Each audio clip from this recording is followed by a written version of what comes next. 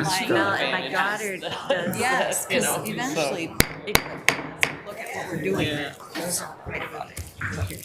To order the December 2024 meeting of the Mission Fulfillment Committee of the University of Minnesota Board of Regents. Good morning, everyone. Thank you to those joining us via live stream video and those attending here in our boardroom on the Twin Cities campus or by Zoom. I would also like to welcome Regent Farnsworth, who I believe will be joining us virtually this morning. We have two student representatives that are here today, Tewo Eremu and Nico Vasilopoulos. Welcome to you both as well. We're glad to have you here. The first item of business this morning is to review the proposed amendments to the Board of Regents policy conflict resolution process for student academic complaints. The amendments are the results of our comprehensive review process, and walking us through the amendments is Vice Provost and Dean of Graduate Education, Scott Lanyon. And welcome to both of you, and please proceed when you're ready. Thank you, Chair Johnson, members of the board. I'm here today to present on proposed changes to the Board of Regents policy on conflict resolution for student academic complaints. This item is being presented for information today with a vote to be taken at the February board meeting. So board policies authorize and set high-level aspirational goals for our campuses. There's then an accompanying administrative policy that enforces the policy, and the link for that is in your docket. Today, we're only looking at the board policy.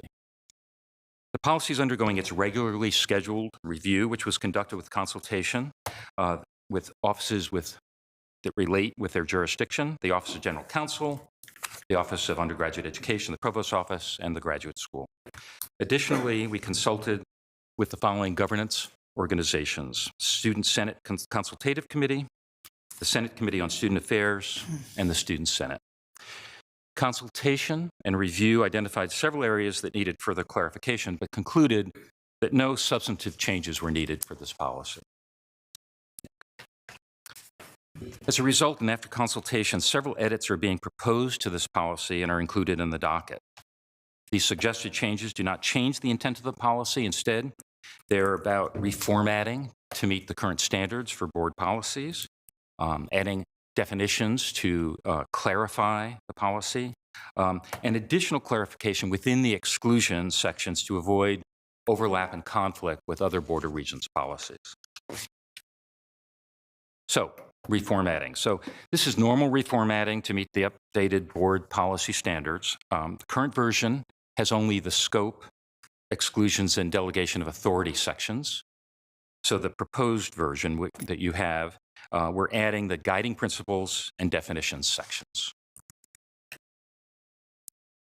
So to define student, kind of an important definition in a policy such as this. To define student as it relates to this policy, we're recommending the language that's shown here in this slide. For consistency, this language was taken from the Board of Regents policy on student code of conduct, for consistency between our policies. Regarding exclusions, it's important to realize that this policy is for all students submitting complaints regarding the university's provision of education and academic services affecting their role as students, and based on a violation of a university rule, policy, or established practice. So the exclusions are for those student complaints that are actually addressed by other Board of Regents policies. That's what the exclusions are about. So in your docket, you'll see that there are a few edits to two existing exclusions for student complaints regarding grades and for complaints regarding university admissions decisions. And these edits simply identify the relevant Board of Regents policy. There is one new exclusion that's being added, and that's to exclude student complaints regarding discrimination, sexual misconduct, nepotism, or related retaliation. And these complaints are the subject of the Board of Regents policy on diversity, equity, inclusion, and equal opportunity. And with that, I'm happy to entertain any questions you might have. Chair Mayron. Yes. I'm looking at the definitions section, and it's in your summary slide, but also looking at the proposed policy, the red line policy. So under the definition of student, subdivision 2, D, individual participating as a student in university activities even prior to the start of classes. Can you explain what kind of person you're trying to encompass with that provision, what that one means? So Chair Johnson and Regent Mayeron, and this is part of the reason for this definition is to capture all the different ways in which we have students around the university. And so there are sometimes situations where a student, before they're actually enrolled, sort of are involved in some activities here as they're getting ready for enrollment. And so it's really to try to capture people who are individuals who are on our campuses in these roles, but they're not currently enrolled. And that's what a lot of this has to do with. And so we're using that term broadly for students in order to make sure we've captured those individuals. That's what almost all of these definitions are about. If I might, Chair Johnson, Regent Mayeron, we think about things like summer bridge programs for students who might be coming in before the start of the semester. If you take an extra math class or some language classes or something like that, but you're not yet a formally enrolled student. But again, our goal with this revision was to align the definition of students between our multiple policies so that you wouldn't be counted as a student here and not counted as a student there. Thank you. And I do want to remind us, as Vice Provost Lanyon said, that we're just at the review stage this month, so any questions relevant to that? Great. We're not making a vote decision. Yeah.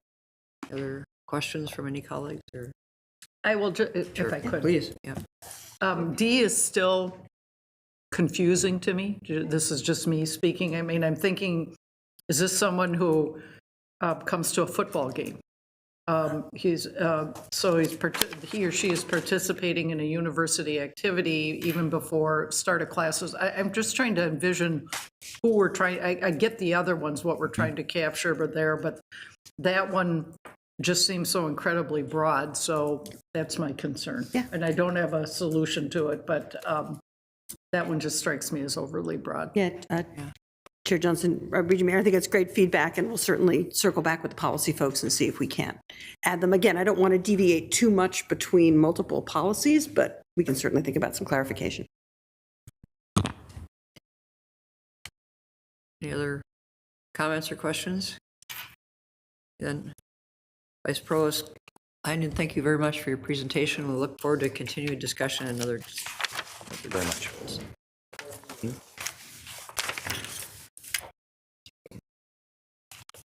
The second item is the annual review on the state of the university research enterprise. Taking us through the report is Vice President for Research and Innovation, Dr. Shashank Priya. Please proceed.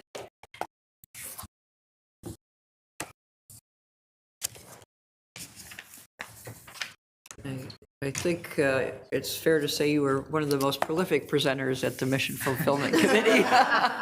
You're always here, which is great. Thank you. There's the title. Lots going on. Thank you, Chair Johnson, and members of the board and Madam President. It is indeed an honor to be here today to present to you our annual report on the university's research enterprise, including our work in the commercialization of technology developed in our labs and our facilities, as well as other impacts and innovations.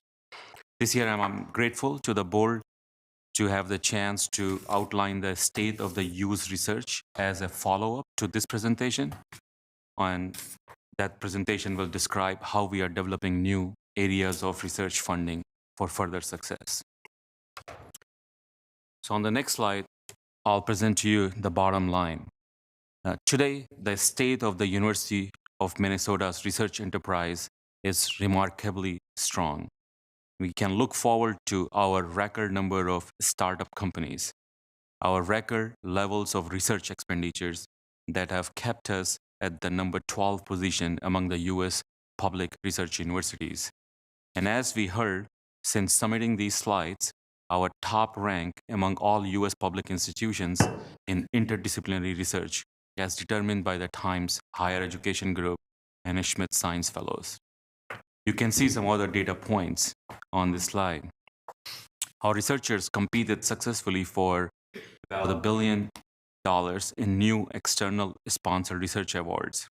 High dollar awards, awards which are over $1 million, reached an all-time high of 150 in FY24. But the funding amounts totally was decreased by 16% compared to FY23, which I will discuss later. We also saw that business and industry awards decreased by 29%, which I will also describe to you later in my presentation. On this next slides are some metrics related to our MPACT 2025. And these are samples of the metrics that we want to describe to you today.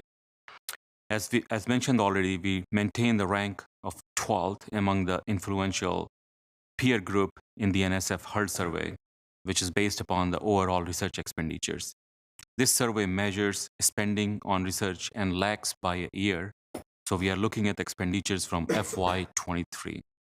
As you can see in this chart, the expenditures that determine our HERD ranking have been consistently rising, with $1.32 billion in expenditures at our Twin Cities campus in FY23. We also maintain the rank of 10th in the RU Shanghai rankings for US publics, although we declined in the overall rank in this set of rankings, which I will discuss later. We reached our goal of 25 startup companies spun out in a year, and we did so a year ahead of time related to our MPACT 2025 goals. We also set goals to increase invention disclosures in two different areas. In the area of medtech and health sciences, we saw the increase in disclosures, but we saw a decrease in agtech and natural resource-related disclosures. Next, I will start to describe some details in this report. The first is research funding awards. This describes the sponsored research funding that our researchers competed for and won in FY24, which starts from July 1, 23 to June 30, 24. These awards are new sources of funding for research, and most of the times, these awards are spread over multiple years. This slide describes to you the total funding as a function of the source.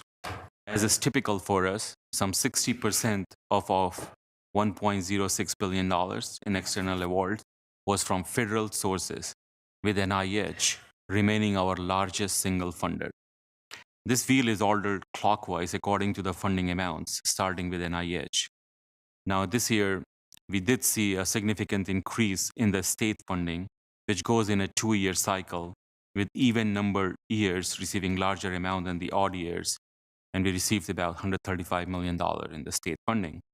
Some of the largest state awards were related to the Joint Minnesota Partnership for Biotechnology and Medical Genomics, the Mayo-UMN Partnership in Regenerative Medicine that we received jointly with our colleagues at the Mayo Clinic, also to our Center for Transportation Studies from MnDOT, and to our Aquatic Invasive Species Center from the LCCMR.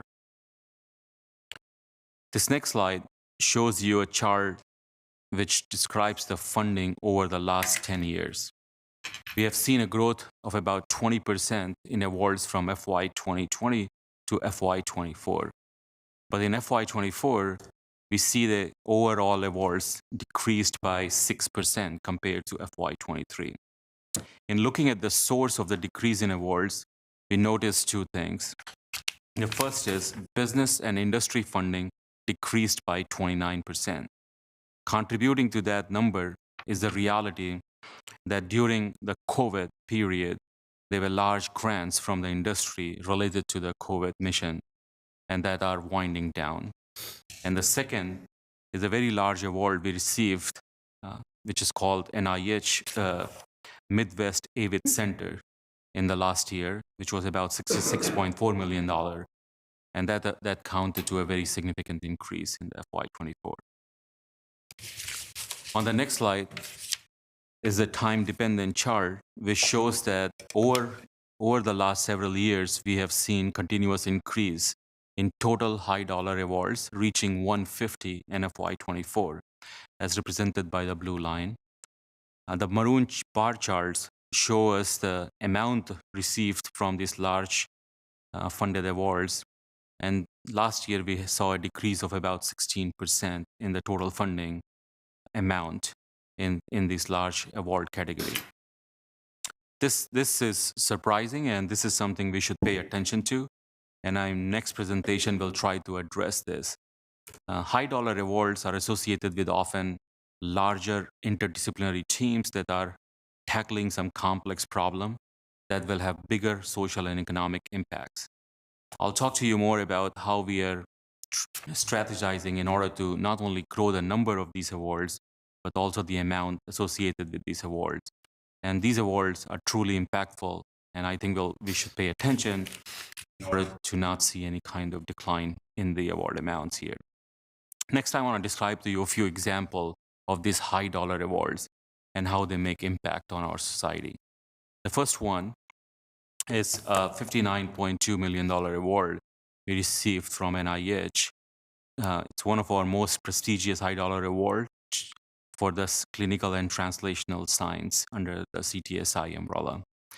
CTSI is a part of NIH Clinical and Translational Science Award program, and the goal of this program is to provide interventions to patients and populations more quickly and enable research teams to tackle system-wide problems in clinical research.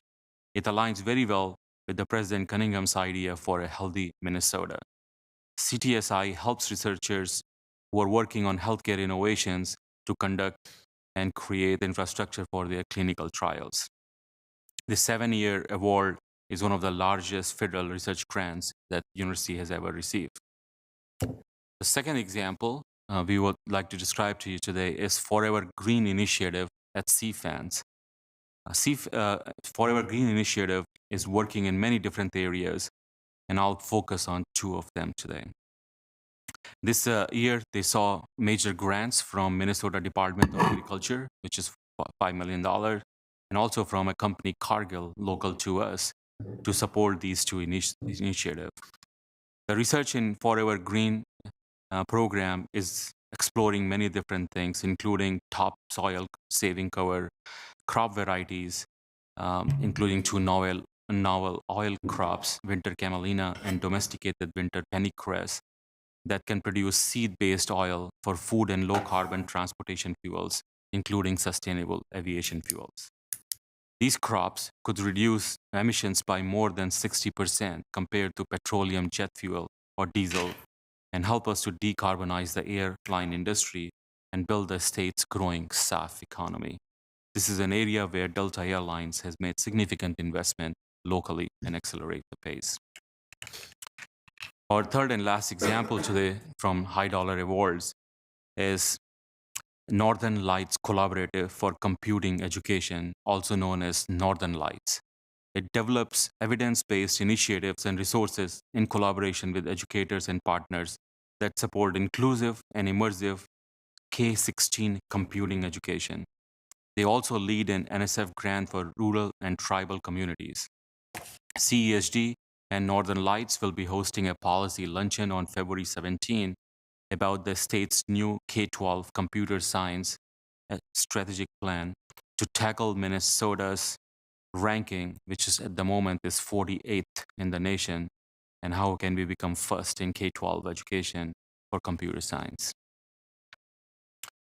We'll move on to some peer and global comparisons in terms of our research expenditures. The NSF HER is the most widely accepted comparative measure of R&D activity across the institutions. NSF HER survey ranks institutions by research expenditure from the prior year, so FY23 in this case. We maintained our ranking of 12 among the US public institutions. We did see our expenditure increase by 10% year over year to almost the amount of $1.32 billion for Twin Cities campus, but this was not enough to gain ground within our peers. Let's dive deeper on why we didn't gain ground. And there are many reasons, but one of them I would like to recall our presentation from September to the board on indirect cost reimbursement rates.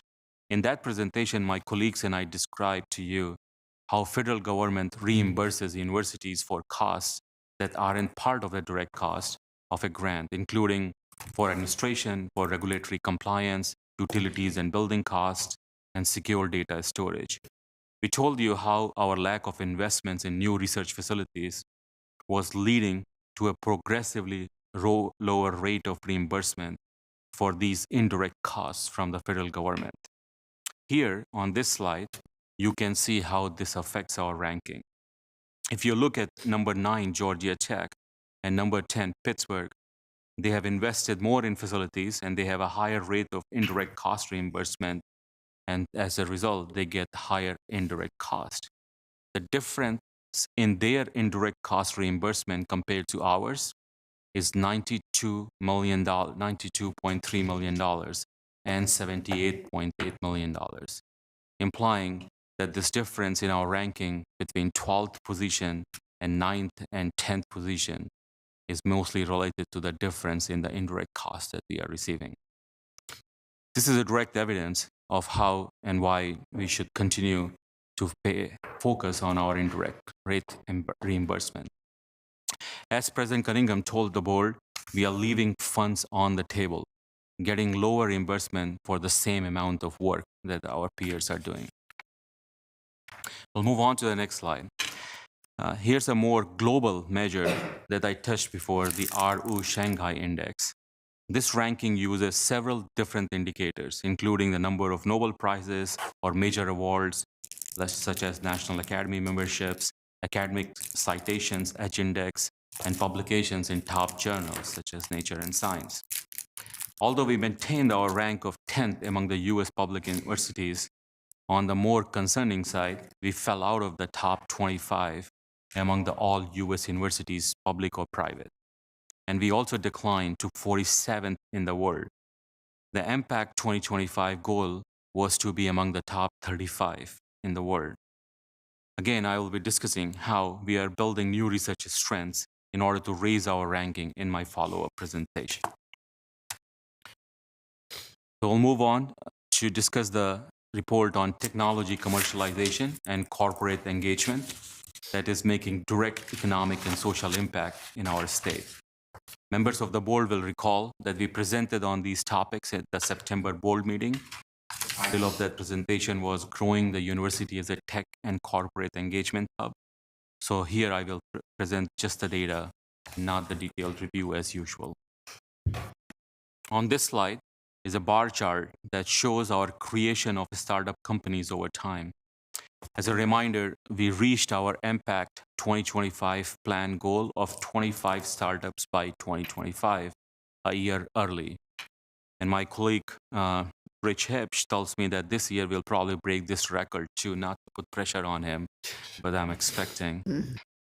If you total across years, we launched 260 startup companies between 2006 and 2024. The 10-year survival rate for these companies has been over 70%, which is also a record among our peers. The University of Minnesota is the largest single source of a startup for the state of Minnesota. On this next slide, you'll see the distribution of these 260 startups as a function of different sectors. Our startups have been very well diversified across multiple different industries, which is a good indicator of that we are making an economic impact across diverse societal sectors. On the right, you can see in the table that since 2006, 73% of the companies that we have created are located in Minnesota, making the U a key contributor to the local and regional economic engine. 88% of the companies launched in FY24 are located in the state, and as President Cunningham remarked, this is an impressive rate of retention. Next, I'll provide one excellent story from the last fiscal year that has been making news. Members of the board have probably heard about this prominent UMN startup called Niron Magnetics. It's based on an invention by one of our leading faculty, Jianping Wang, who is actually on his 5th startup now, who relentlessly pursued a material called iron nitride. Just uses 2 elements, iron and nitrogen. Both are very rich in Minnesota. Iron is in the ground and nitrogen is in the air that could be used to combine together to make magnetic materials. And it really hits on all cylinders in terms of its impact. It promises to help our environment by avoiding the environmentally damaging and politically fraught extraction of rare earth elements, and by providing affordable magnets for clean energy such as electric vehicles and windmills. It has deepened our partnerships with federal agencies such as ARPA-E and Department of Energy, who recognize its commercial potential through grants for piloting the technology. And it is driving real economic growth in Minnesota, with a pilot plant launched earlier this year in the Northeast Minneapolis. You can see a picture of a ribbon cutting with members of Congress from both parties, and a full-scale production plan for the city of Sartell near St. Cloud, with the promise of 175 new jobs. So in conclusion, members of the board, we have a great deal to be proud of: record startups and increased research expenditure, highlighting the robust state of UMN's research enterprise.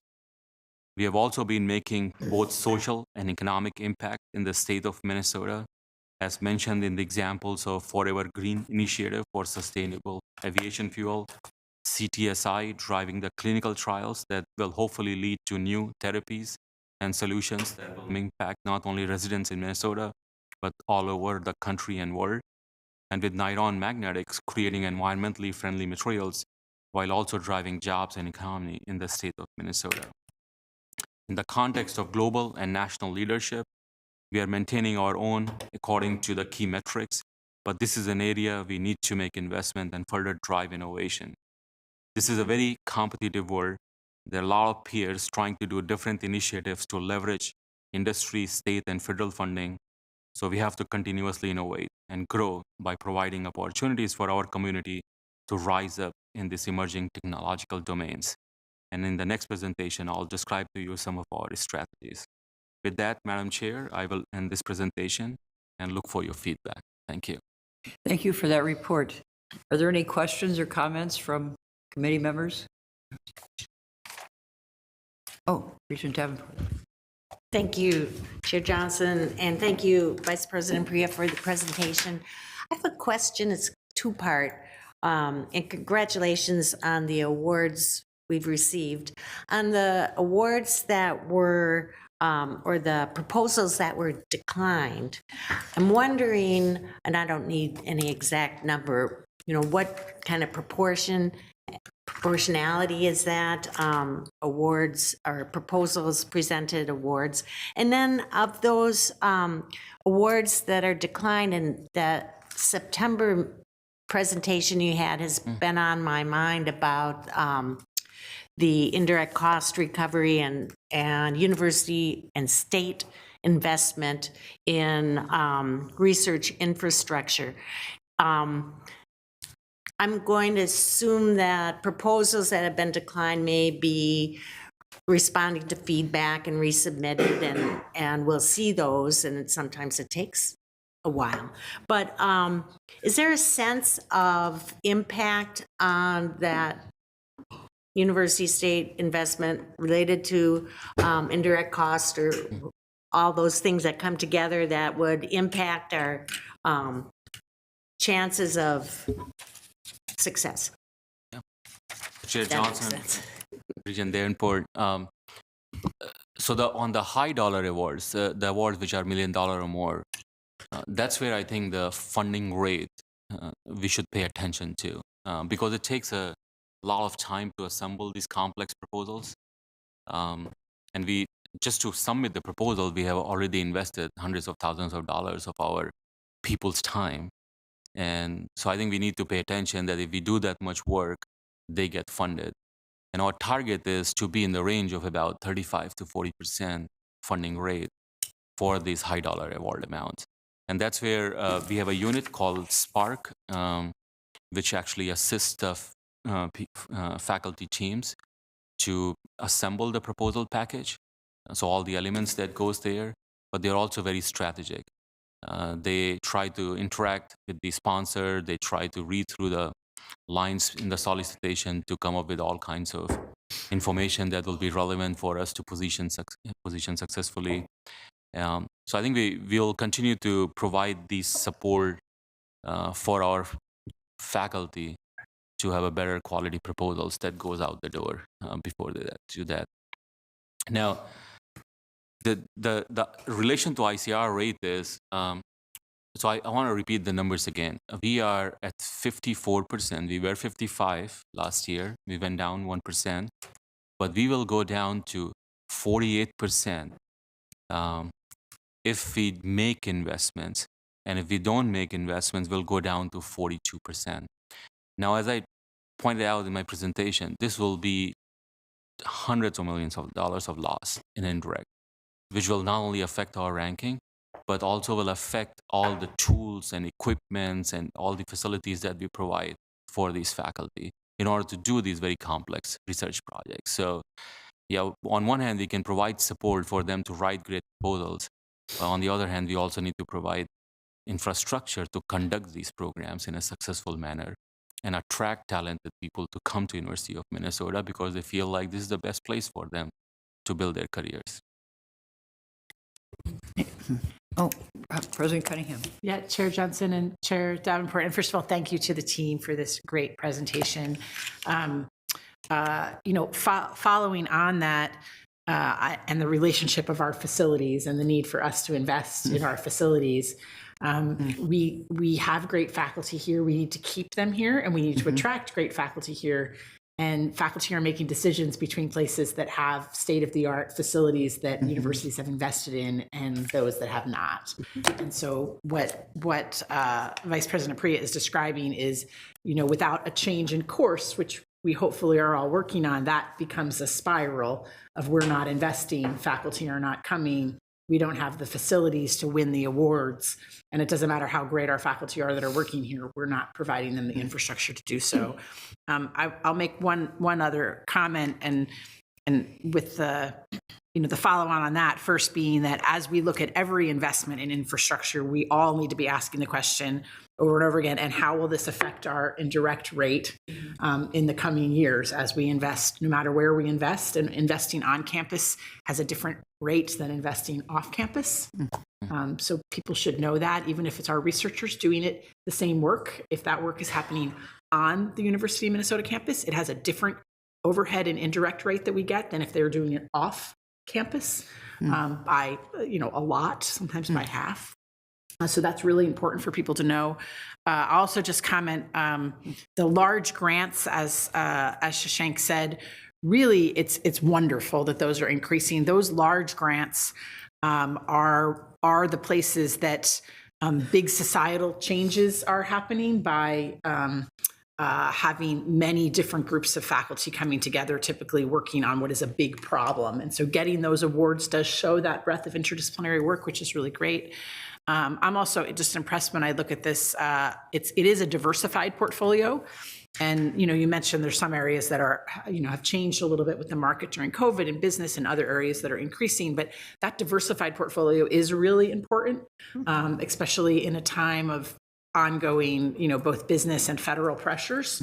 But we have to continue to diversify that portfolio. And I think Shashank will talk about this next, but we have a lot of NIH funds, but where there's many other agencies, and how are we diversifying our portfolio across the rest of our agencies will be really important also. So, yeah. So anyway, thank you. Thank you. Thank you. Regent Tad Johnson. Thank you, Madam Chair, and thank you, Vice President Priya, for another presentation, which was very informative. So we have 25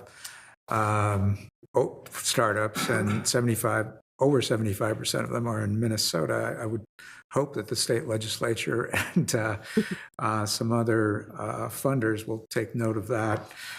I'm just wondering if there's any particular reason why there's been a downward trend by business and industry in investing in the University of Minnesota research. Yeah, so Chair Johnson and Regent Johnson. So one of the big influence, I think, on a number is During COVID, we had a company called Leidos Biomedical Research, and they did bring a lot of funding for us to do some COVID-related research, and that funding has started to wind down. But this is a very important point. Actually, we had a Innovation Minnesota Council gathering a few days ago. President Cunningham was at this gathering. If we look at total R&D expenditure in the whole country, a lot of time you will hear the statements that we are spending 3% of the GDP in doing the R&D, but the federal government is only 0.6% of that investment. The other 2.4% is from industry R&D, and industry R&D has been growing very dramatically, but the federal R&D has been flat for the last many years, and actually down if we account for the inflation effects. So it's important for us to play in that arena. And given our ecosystem around us, we have tremendous opportunity to leverage in many ways to be a partner in the R&D work that our industry does. So we're hoping that after pandemic, as the companies come out and start to do well, and the market is doing very well, they will allocate more funding for R&D, and they will think about our university as the prime place to do that R&D work. So our corporate engagement hub with Steve Corkery's team, and our Tech Com hub led by Rick Hebsch, which we presented to you in September, some initiatives that we are launching.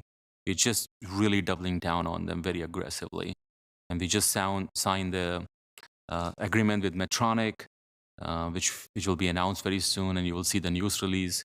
But we are starting to take that umbrella and apply it to many other industries around us. But this is an area which need to pay a lot of attention. Thank you. Okay. Representative Vasilopoulos. Thank you, Chair Johnson, and thank you, Vice President Priya, for your presentation and all the hard work that you and your team do. I want to continue the conversation on startups that Regent Johnson just brought up. In the docket, you highlight the number of startups that stay here in Minnesota. I think it's close to 70%. I was wondering if there have been any discussions, whether that's explicit goals or incentives to keep startups here in Minnesota, because we know how much that means to the state, and if there has been any goal or discussion around kind of the reason they stay versus the reason they leave and why we see those trends. Okay, yep, Chair Johnson and Regent Vasilopoulos. There are two important things about startup. One is the availability of capital in the market, which is a lot of the venture and angel. And our university plays a big role in this because of our Discovery Capital program, where we are actually sometimes the pre-seed funding for them. And a lot of time, companies will migrate out of the state because they feel there's other markets available where the fundraising will be easier for them. And so one of our initiatives is, and again, our TechCom team's doing great work in attracting more venture firms to come here, which depends on how much pipeline is available. If you have a lot of deals on the table available that they can cherry pick from, the opportunities are more for them, and there will be probably more action that will happen. So nearby states, let's say Illinois, Wisconsin, and so on, hopefully we can move a bunch of their companies to come in our market because we provide better opportunity for them to be successful. And the second thing we're noticing is the infrastructure. When companies want to develop their manufacturing plant or want to scale or expand and grow, they need workforce, which university can provide and our other state systems can provide. But they also need other things on the table, such as land and tax subsidies, etc. And this requires partnership that we can have with the local government and the state government in providing those incentives for them to build their scaling facility here and not go to some cheaper market to do so. Thank you. President Cunningham. And if I may add into that, I just want to hit home how truly tremendous it is that we are the 5th top producing startup in the country. So remember, as the Vice President noted, we're top 12 for research expenditures among our public peers, but I think we're top 5 total among not just publics, but privates among the country. So we're taking the dollars that are here and the research that's here, and we're very, very efficiently turning them into businesses, and much more efficiently than any of our peers. That top 5 includes, I think it includes Stanford. MITs and so on. Yeah. What was the other one? MIT. So, we're in that group with Stanford and MIT, and a couple others in that top 5, even though we're not producing as much research as those folks are for total. So we're very efficient, which is a testament to the team and to the office and also to the ecosystem. But also, if we looked around what some of those other top 5 and top 10 or of our peers are, they are not keeping 70% of them in their state. They're not keeping 80% in for the first couple of years and then 70% in over 10 years. So we are the biggest startup producer. We are an economic engine for the state and very efficient in turning the research dollars that we get here from investments in facilities, in our faculty, into jobs and businesses that then stay here in the state. And we're doing that more efficiently than any of our peers. And we should be loud and bold and very proud about that, because it's a tremendous success. So I just want to say how loudly that is. I sat in the vice president's shoes the past couple of years and tried desperately to explain why our startups were not staying in the state at the rate that they are here and what needed to be done. And this is very exciting and very tremendous for the state. Thank you. Thank you. Loud and proud. Loud and proud. I like that. Regent Hipsch. Thank you, Chair Johnson, and great President, Vice President Bria. So on that, loud and proud, I think this is one of the most important things we're doing as a university is the research and taking that research and putting it into businesses. I guess my question is, you talked about the bottleneck of maybe some angel investors or venture capitalists or whatever. So, how do we work through that? And I have 3 questions actually. And my second question is what constitutes a startup? When does it become a startup? The day they incorporate, the day they get their first sale, the day they, how is that determined? Actually, this is a very, very good question, Regent Hipsch, Chair Johnson. So on the first thing, in the September presentation, I think we described to a program, we are calling it Discovery Advance Impact. The goal of that program is to remove the bottleneck we have in terms of our pipeline. So we have a pipeline of 50 plus companies that could be incorporated if there was capital, and there's a gating process for them. So you have to hit certain milestones in order to keep advancing through the system. And so we monitor that very carefully so that we can judge that these are ready to be a prime time companies. So that's our program, and we are trying to fundraise for it through philanthropic sources and corporate giving and so on, so that we can provide the capital necessary to move them through these different gates. But the second thing is about the state participation. So we have some very initial conversation with the deed on, and Michigan and President Cunningham can talk about this, other states such as Colorado. They have provided funding at the state level to invest in the pre-seed rounds in the companies. And these are normally evergreen funds, and it's run independently, let's say with the board of directors who evaluate the deal, and they make the investment, they get the equity in return of that investment. And when the exits happen, you make some money, it flows back into that closed-end fund, and the cycle continues.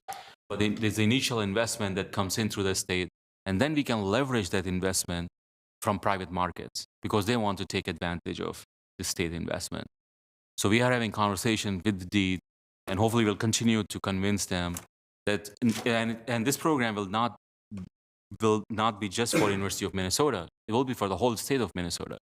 And that will provide lots of startups to have some capital ready for them to go and gain and create more opportunities in the market. And I think that will be the attraction for venture firms to come here because they will see there's enough happening in this ecosystem. One more question.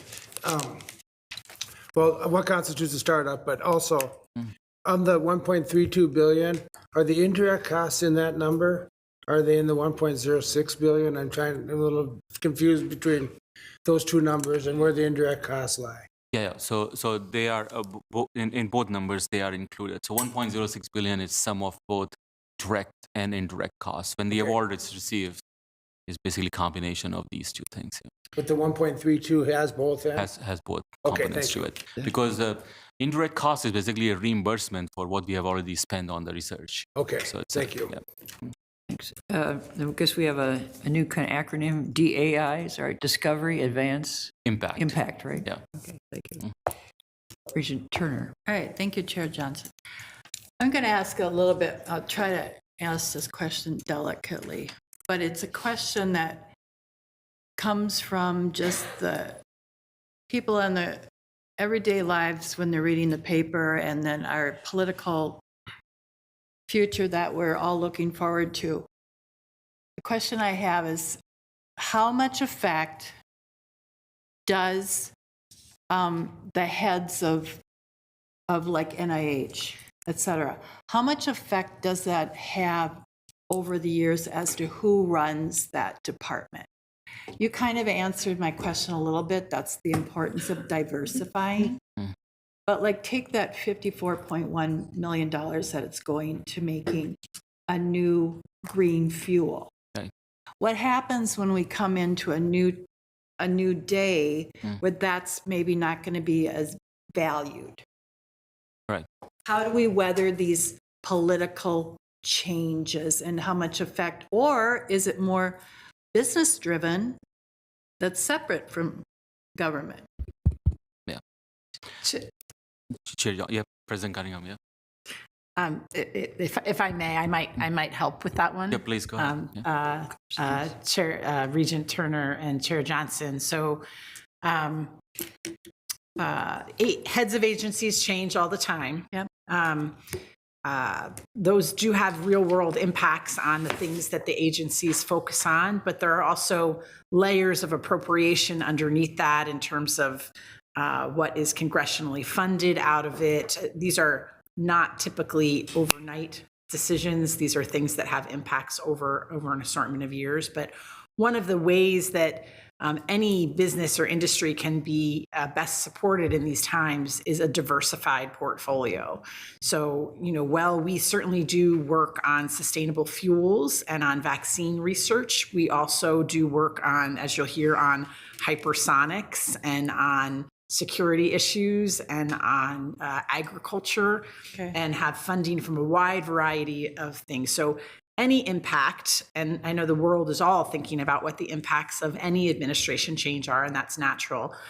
Any of those things will impact some of those areas in some way, and the more diversified of a portfolio we have, the better off we are. We have an advantage in that we're a very comprehensive research university, and so with that, we study many, many, many things, and so perhaps there will be less focus on issue A at a funding level for some amount of time. However, we also do a tremendous amount of work in chronic disease and in aging, for example. So, we will all just have to wait and see how these agency pieces roll out, and the good work that the Vice President is doing by having this diversified portfolio with sources that are both state and federal funding, as well as business and industry. The better off we are secure for time. But there's no doubt that changes can potentially impact any of those funding streams. Thank you for allaying my worries. I'm not sure my worries, Regent Turner, are fully allayed. This is how I'm sleeping currently, though. At least you're sleeping. Okay, Regent, do you have anything else to add? Anyway? Okay. Regent Wheeler.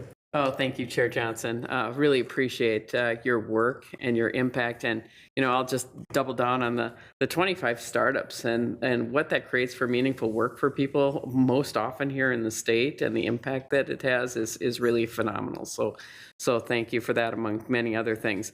And one of my questions, Regent Hips asked about how we incentivize investment.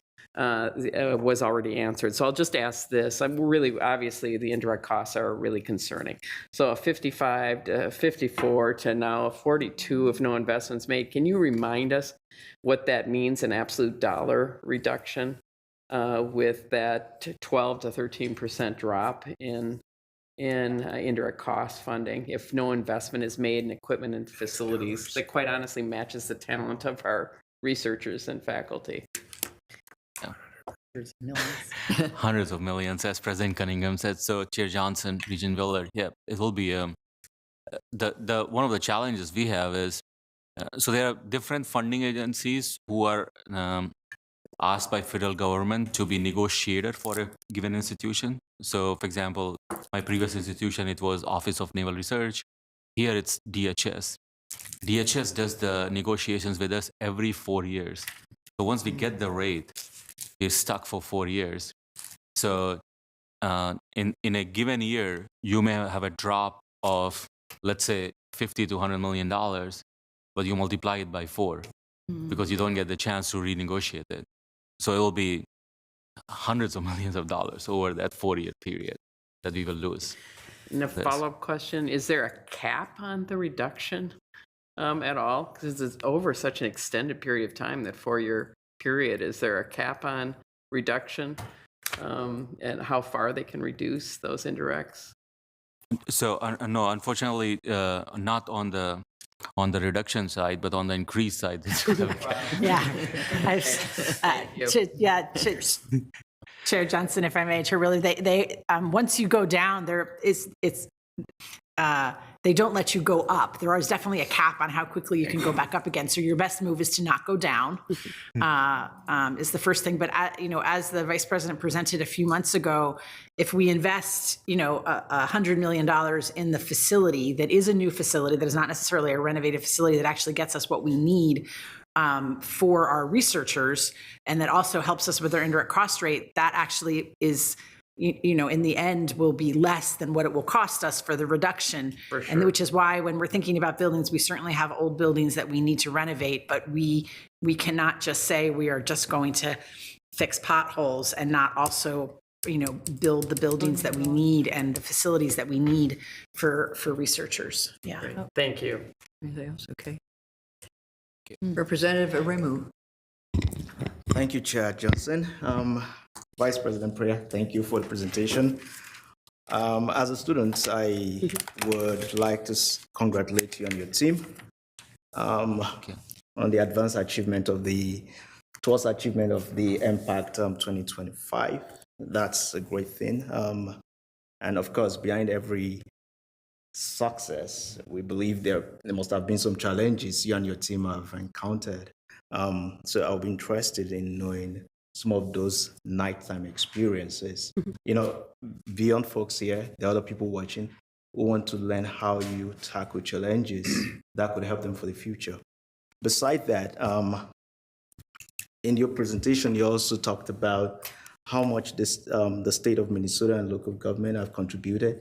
And so I would like to give honor to whom honor is due. I'd like to especially laud the efforts of the state of Minnesota for their huge contribution. At least that was a record-setting support. And so we can only hope that future funding will continue to meet demands. All right, so I just have one question for you, which I already presented. Thank you. Chair Johnson, Regent Aremu, so thanks for those questions and thanks for the nice comments. So on the challenges side, so if you grow by 10%, let's say per year, so 10% is roughly, let's say, $100 to $130 million, which means that growth needs to be absorbed by the support units that serve these awards. And there are many different types of support units. So some are, for example, sponsored programs, some related to animal care and welfare, some related to human subject trials, etc. So there are many support units that are involved in the back end of the process in order for faculty to conduct this research and demonstrate what they promised in the proposal. And so if you grow by 10% and the support structure doesn't grow proportionally, not at the same rate, but at least proportionally, then all that growth needs to be absorbed by existing FTEs or staff. And so their workload just becomes overwhelming. And I think so that'll be one of the areas that, and thanks to all the leadership here, they are very fully aware of this and they're trying to help and trying to meet this need. So, but there are a lot of competing priorities that we have to adjust.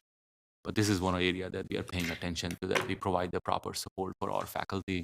Otherwise, the burden on faculty increases and they spend more time in doing administrative work versus doing the technical or educational work.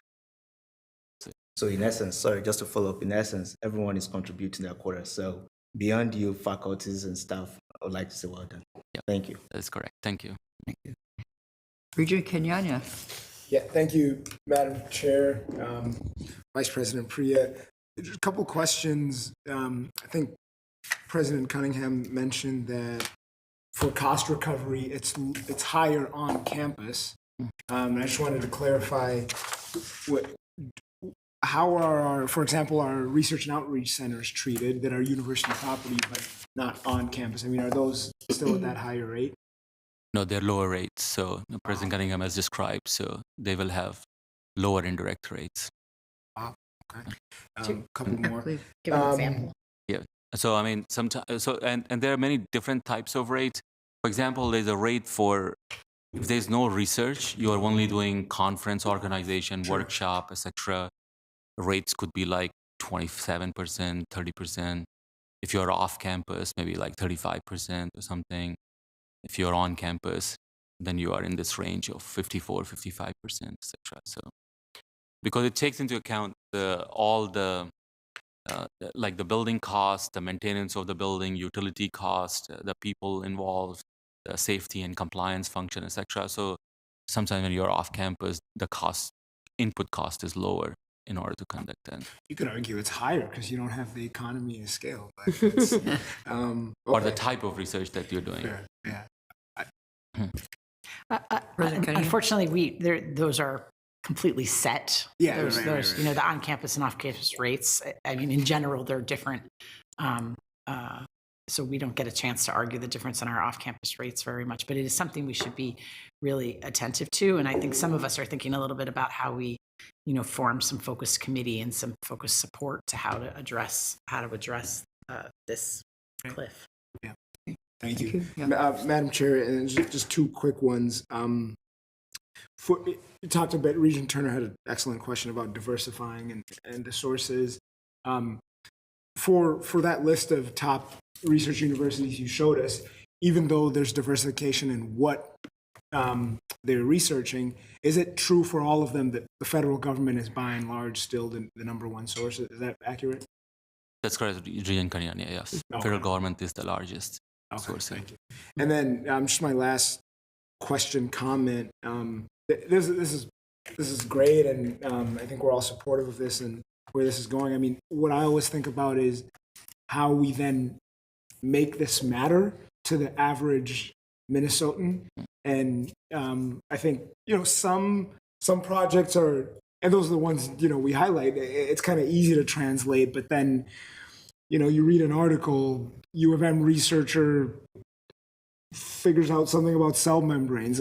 Okay, like, but we're not making that connection that's 2 years later, that's helping your back pain treatment, or, you know, I'm out of my depth here, but I'm trying. I mean, it seems plausible, you know, and that's something I've gotten the chance to obviously appreciate being in this environment for so many years. But I just assume every advancement I encountered had something to do with some university, hopefully this one, but certainly others as well. I feel like that's a challenge and an opportunity, certainly not a new one. I'm sure, you know, higher ed's been grappling with it forever, but just making this matter to people and for them to understand that just about every aspect of their life is touched by this seemingly, you know, just academic stuff, you know. So I don't know how we do that as a community, not just you, I mean, or just as a university. Yeah, Chair Johnson and Regent Kenyanya. The one specific thing I'll mention is actually we just hired a new assistant VP, Jun Cho, in the audience here. And he's starting to think about an annual research week on the campus, which will be mostly for community engagement. So we bring folks from the community to come on the campus during that week, and we'll start to showcase different research programs that are going to provide direct impact on various fields. Some are technology, some agriculture, some health sciences, etc. But it'll be a way for us to, in a very simple way, in a very demonstratable way, showcase that all the things that we are in the lab is how going to make an impact on their life. So hopefully in 2025, we can kick off this annual research week on the campus. Any comment? Chair Johnson and Regent Kenyanya, and I don't know how old this video was, but you showed it to me when I first got here, Shashank, but it was one of the most beautiful marketing research pieces I've seen in research, which was, and we might resurface that actually for the group. And maybe you all remember this, but it was a lovely few-minute video that just walks a person through their life in the day and highlights the phone in their hand and the seatbelt that was here and all the different things that came from the GIS came from the University of Minnesota that they are experiencing from the time they left their house in the morning and through work and then home again. And so I don't know if that's easily to recirculate or not, but I think it might be worth the board seeing again. And I don't know if we refresh it in another year or so, but it was congratulations to your team. It was a beautiful example of getting across that cliff of what a university does and how that impacts people in their real world in their day. And they have no idea that all those pieces that they just intersected with came from university work, essentially, and our university work specifically. No, thank you. Yeah. We'll share that, and hopefully before this annual research week in 2025, we'll update and include new things. So more than just an apple. Yeah, but I mean, this is a recurrent theme, and certainly what we've been working, the Special Committee on Academic Health. We have to communicate to people in ways they understand. This is what we're doing. So it makes a difference for you, for your family, for your community. Regent Hipshot is very knowledgeable about everywhere we go. We've done so many great things. We just have to put it out there in ways that connect with people. And then I think it's for the citizens of Minnesota as well as our legislators, because people are happy about what's going on. The legislators are probably more interested in funding these things to some degree. We hope anyway. Any other? Regent Mayron. Yes, thank you. Going back to the issue with the indirect costs, a couple questions. First is, when is the next re-rating, or this may not be the correct word, by DHS as to what our recovery percentage will be? Because you said it affects us for a 4-year period before they come in and reevaluate. So that's the first question. And then the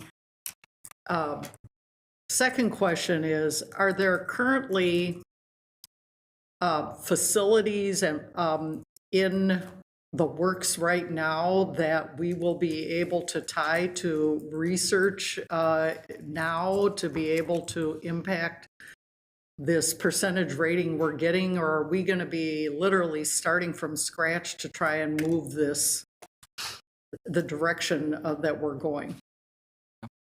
So Chair Johnson and Regent Myron, on the first question, so we negotiated in 2024, so the next would be 2028. Okay. And so by the end of 2027 calendar year, around this time, we'll have to submit the package to the DHS, and then they will start their review process. So spring of 2028, we will get the numbers. Okay. We could ask for 1-year extension. So sometime universities do so, because if they feel the package is not covering all the things that are happening in the university and they're a little bit time to get completed, and then they will ask that extension, that we need some time to get this completed so that way it can be included. So we may think about that. I think that will be our strategy to get a year. And on the second question, the best project in my knowledge at this point is something called Microbial Cell Production Facility, MCPF, in St. Paul campus. It's the first floor of that new building. And so thanks to the leadership here, we have launched a pre-design work for the first floor. That's about 38,000 square feet new space. And once the pre-design work is completed, hopefully we'll start the finishing up that floor. And in parallel, there's a team under the BBIC Biotechnology and Biomanufacturing Innovation Center, just starting to work on the faculties that will move in that space. So about 15 to 20 faculty will be housed in that space, along with some small businesses and core facility. That'll be an amazing add-on to our calculation. That whole building will be a new addition to our package. That will provide a big boost. Just as a follow-up, does the building have to be completed by when we send our package in, whether it's 2027 or 2028? If we get an extension, does the research have to be already committed at that point when we do it? I'm seeing shakes of the head. Yeah. We have to allocate the sponsored fund number with that space. So even if the faculty have not fully moved in, but if we associate the space with the faculty and they're going to conduct XYZ program, which is sponsored by a certain agency, we'll be able to count it. Chair Jessup, but the building has to be real and built. Yeah. We can't assign them. We can't assign them to an architect plan. Yeah. Regent Hiff. Can I ask a follow-up to Regent Mayron's question? And this, I mean, if we reverse engineered this, how much would we have had to spend 6 years ago to get the hundreds of millions of dollars more now? You know, so is there a return on that investment? So if we make that money now through debt financing or some other means, would we be recouping that money later to the federal government? And should we be doing that as an opportunity? I guess that's my question. Yeah. And Chair Johnson and Regent Hipsch, I think David Hagan, one of my colleagues during the September presentation, he mentioned these numbers to you, that if you build a new building today and it's 100% occupied for research, it takes about 20 years to get almost 90% cost reimbursement for that building, and about 27 years if it's 66% occupied for research, which is the average occupancy rate for research in a building.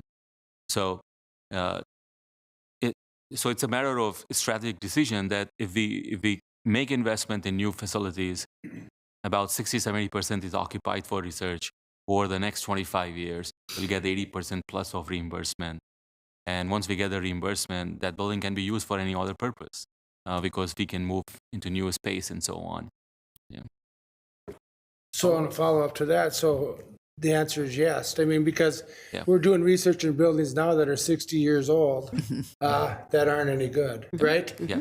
So, I mean, and so if we can get the government to pay for these buildings in 20 years or 27 years, Right. that's a pretty good return on investment, I would think. And if the rates are higher, we can get faster reimbursement. Yeah. So I can see where we should be going with this, so.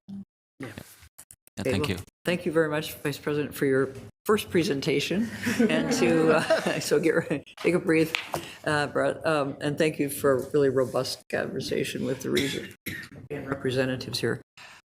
As you might be interested, the next item is a discussion of research funding strategies. This discussion will build on the report we just heard with a focus on developing new opportunities for potential funding. And also, this will be presented by Vice President Priya. So, Thank you, Chair Johnson. Yep. Members of the board and Madam President. I'm joined with two of my colleagues here. I'll be doing the presentation, but they play such an integral role in our office in driving these new research areas. So all our centers and institutes report to AVP, Kim Kirkpatrick, and she leads a research mission on behalf of our office, and our assistant VP, Jun Cho, leads all our communications and also our philanthropic and development effort that we are launching in the office. So as I described through the presentations, this is a lot of work from these two folks that has gone into this work. So today in this presentation, I would like to share with you some of the strategic research directions that we are taking to position ourselves for growth and further strengthen the impact across a number of areas that are important to our society and our economy. So on this slide is a summary of what I will be discussing here today. You have heard about Healthy Minnesota initiative from President Cunningham, which is reflected in our biennial request to the state and is the theme of our annual branding campaign too. Many of the directions that I will discuss here today have direct correlation to Healthy Minnesota. We are building new capabilities and capacities to address research expenditure growth while simultaneously enhancing our statewide social and economic impact. With these initiatives, we are also addressing national and state priorities in the areas of sustainable technologies and national security. We believe this will provide us success not only in sponsored research funding, but also increase our role in interdisciplinary areas, which will fulfill our land-grant mission of economic impact and workforce development in the state of Minnesota. We have identified our technical strengths through discussions with leading faculty, researchers, guests from federal agencies and industries, and we have done many workshops and discussions around the country to come up with these two thematic priorities. Under thematic area 1, sustainable technologies and systems, I will present 4 examples today. And under thematic area 2, national security, I will present 2 examples today.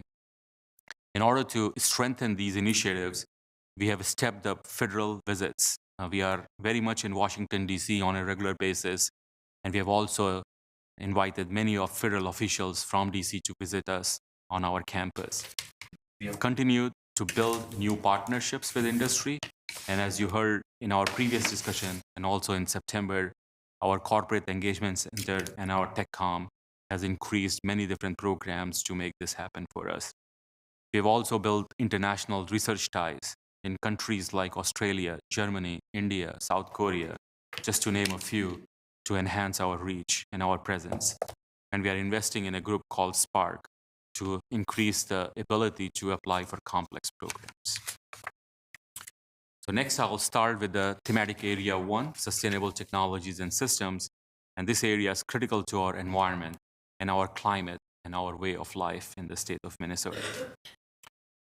Example 1 under this thematic area that we will discuss today is spearheaded by Duluth's Natural Resources Research Institute, NRRI. This slide highlights a very promising research area, not only for the university to gain the economic and industrial leadership, but also for our state and our nation. In order for our industrial products to be globally competitive in future, it is important to address decarbonization of our manufacturing processes. Today, the steel sector accounts for 7 to 9% of all carbon emissions globally. This project is looking at how we can utilize renewable energy for both iron production and hydrogen production. Both of these are ingredients for steel in order to reduce the overall emissions in that process. Green iron produced through direct reduction iron process, DRI process, which was developed and enhanced at NRI, is being used to produce green steel. From this process, we will recapture the heat and the waste materials, and we'll use it to drive other industries. This is called as cross-coupling of industries, where we can take inputs from one industry and create it as an input for other industry. An example would be heat and carbon coming out of the steel process and feeding it into the cement and concrete industry in order to reduce the overall emission from that process. On the left in this slide, you will see a picture which was developed by NREL, National Renewable Energy Laboratory, which is a part of Department of Energy. And they looked at the whole nation and decided that Minnesota was the best place for this project as a living laboratory to demonstrate the decarbonization. The reason for this is we have strengths in many different domains that are critical to make this happen. The iron ore that accounts for 80% of the US steel industry, we are one of the major sources for it. We have a major port in Duluth, our wind and solar energy industries, our research at NRI, and our water sources, very critical ingredient in this process. All this combined together, feedstock, green energy, new manufacturing process will derive high-value sustainable steel production, which will probably bring our nation back into the economical fold. And as we know, steel industries have moved to Asia and other places. Hopefully, this will be a way to bring them back here. On the right in this picture, in the slide, you see how these different industries can be tied together, where all the 4 industries that we are targeting, steel, cement, e-fuels, and fertilizers, can be correlated with the green iron, electron being produced by these solar and wind mills, and the hydrogen, which is being produced by splitting the water from these green energy sources. In addition to our partners listed on the right of this slide, the companies and Enroll, we are actually partnering very heavily with local and tribal communities in this project to ensure that there's a job training and other opportunities in these communities to be linked to this development. This will be a large multi-million-dollar project, and this pilot scale facility itself will drive many, many new job creation in the state of Minnesota. And this is why we have included this in our biennial request to the state to deepen the partnership with our state in this area. The next example that I'll discuss with you today is called FARM, Future of Advanced Agricultural Research in Minnesota. And you may have heard about this before, and the members of the board will be briefed on this topic in near future in a much more detailed manner. But today I will just summarize one aspect of this project that is relevant to our state budget request. As the figure on the right indicates, this project is about studying and advancing every element of the health intersection between people, animals, crops, plants, soil, water, and environment. Our state request that we made for FARM focuses on data sciences and AI and machine learning in precision agriculture. We will be developing structured data sets in areas like soil chemistry or water chemistry or the weather effects on the crop varieties. In the picture on the top left, you see people working on the tablet, and the idea is that the farmers would have guidance available to them at their fingertips in order to make decisions. We will use computational tools to analyze how farmers can analyze their work, such as planting the seeds, how long they need to keep the crop in the field, when is the best time to harvest, which markets they should sell in order to take advantage of pricing. AI can also provide out the connections available between the nutrition or the biochemistry and the human health. Plants are consumed by animals, animals are consumed by human, and a longitudinal study can show the correlation between these 3 things. We can identify the nutritional value of the plant based upon these connections. The picture which shows an animal or pigs overlay with a line is an interesting work about using facial recognition to measure the animal well-being. The picture on the bottom right, where we have some folks working with the drones in the field, this is one way to capture the dynamic data sets on a daily basis. And this is how we can advance the AI training models by incorporating new data on a daily basis. And the picture on the bottom left-hand corner is our famous St. Paul farm fields, where we test different varieties and demonstrate the crops that will be sustainable in the climate of Minnesota. The third example on the next slide, which we will present to you today, under this Sustainable Technologies and Systems theme, is called Minnesota Engine for Biomanufacturing. Actually, biomanufacturing and biotechnology was one of the President Biden's key initiatives, and we are very, very well positioned to be contributing in this space. We seek that the University of Minnesota has talent and unique resources to become the national bioeconomy innovation hub. Biomanufacturing could ultimately account for as much as 1/3 of global manufacturing, representing about $30 trillion in value worldwide. Today, that market value is roughly about $3 trillion, and there's a tenfold growth that is expected in next 2 decades in this area. Examples of biomanufacturing would include microbes to create sustainable fuel. bioplastics, fertilizers, fuel cells, pharmaceuticals, and other therapeutics. And while we produce all these products, there is no environmental footprint left behind. Just as a point here, annually we produce roughly 450 million tons of plastics in the world. Only 9% of that plastic is recyclable. The rest is all left as a dump on our planet. Bioplastics will be a solution in that domain to provide things that can be decomposed and mixed with the soil. Today, biomanufacturing facilities are located on the coast, but we are hoping that this program will bring the biomanufacturing to Midwest, and we will create jobs and economy here. To ensure that the university is effectively positioned as a national leader in this space, this request that we have made to the stage will provide us experimental and modeling facility to drive the early stages of manufacturing readiness, with focus on delivering test tube ready microbes and enzymes. And on the second floor in St. Paul campus of microbial cell production facility, there's the ability to scale up these test tube based experiments to hundreds to thousands of liters. The fermentation facility currently in that building is up to 750 liters. And this will provide companies in our local areas such as Syngenta and Cargill and General Mills to take advantage of this advancement and develop new product lines. This will also enhance the role of St. Paul campus in revitalizing the economy in that city.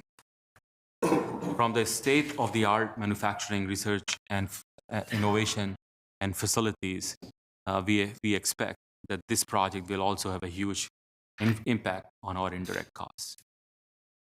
Our last and fourth example under this category of sustainable technologies and systems is a program we are very proud of and launched last year called Sustainable Geo-Communities Program.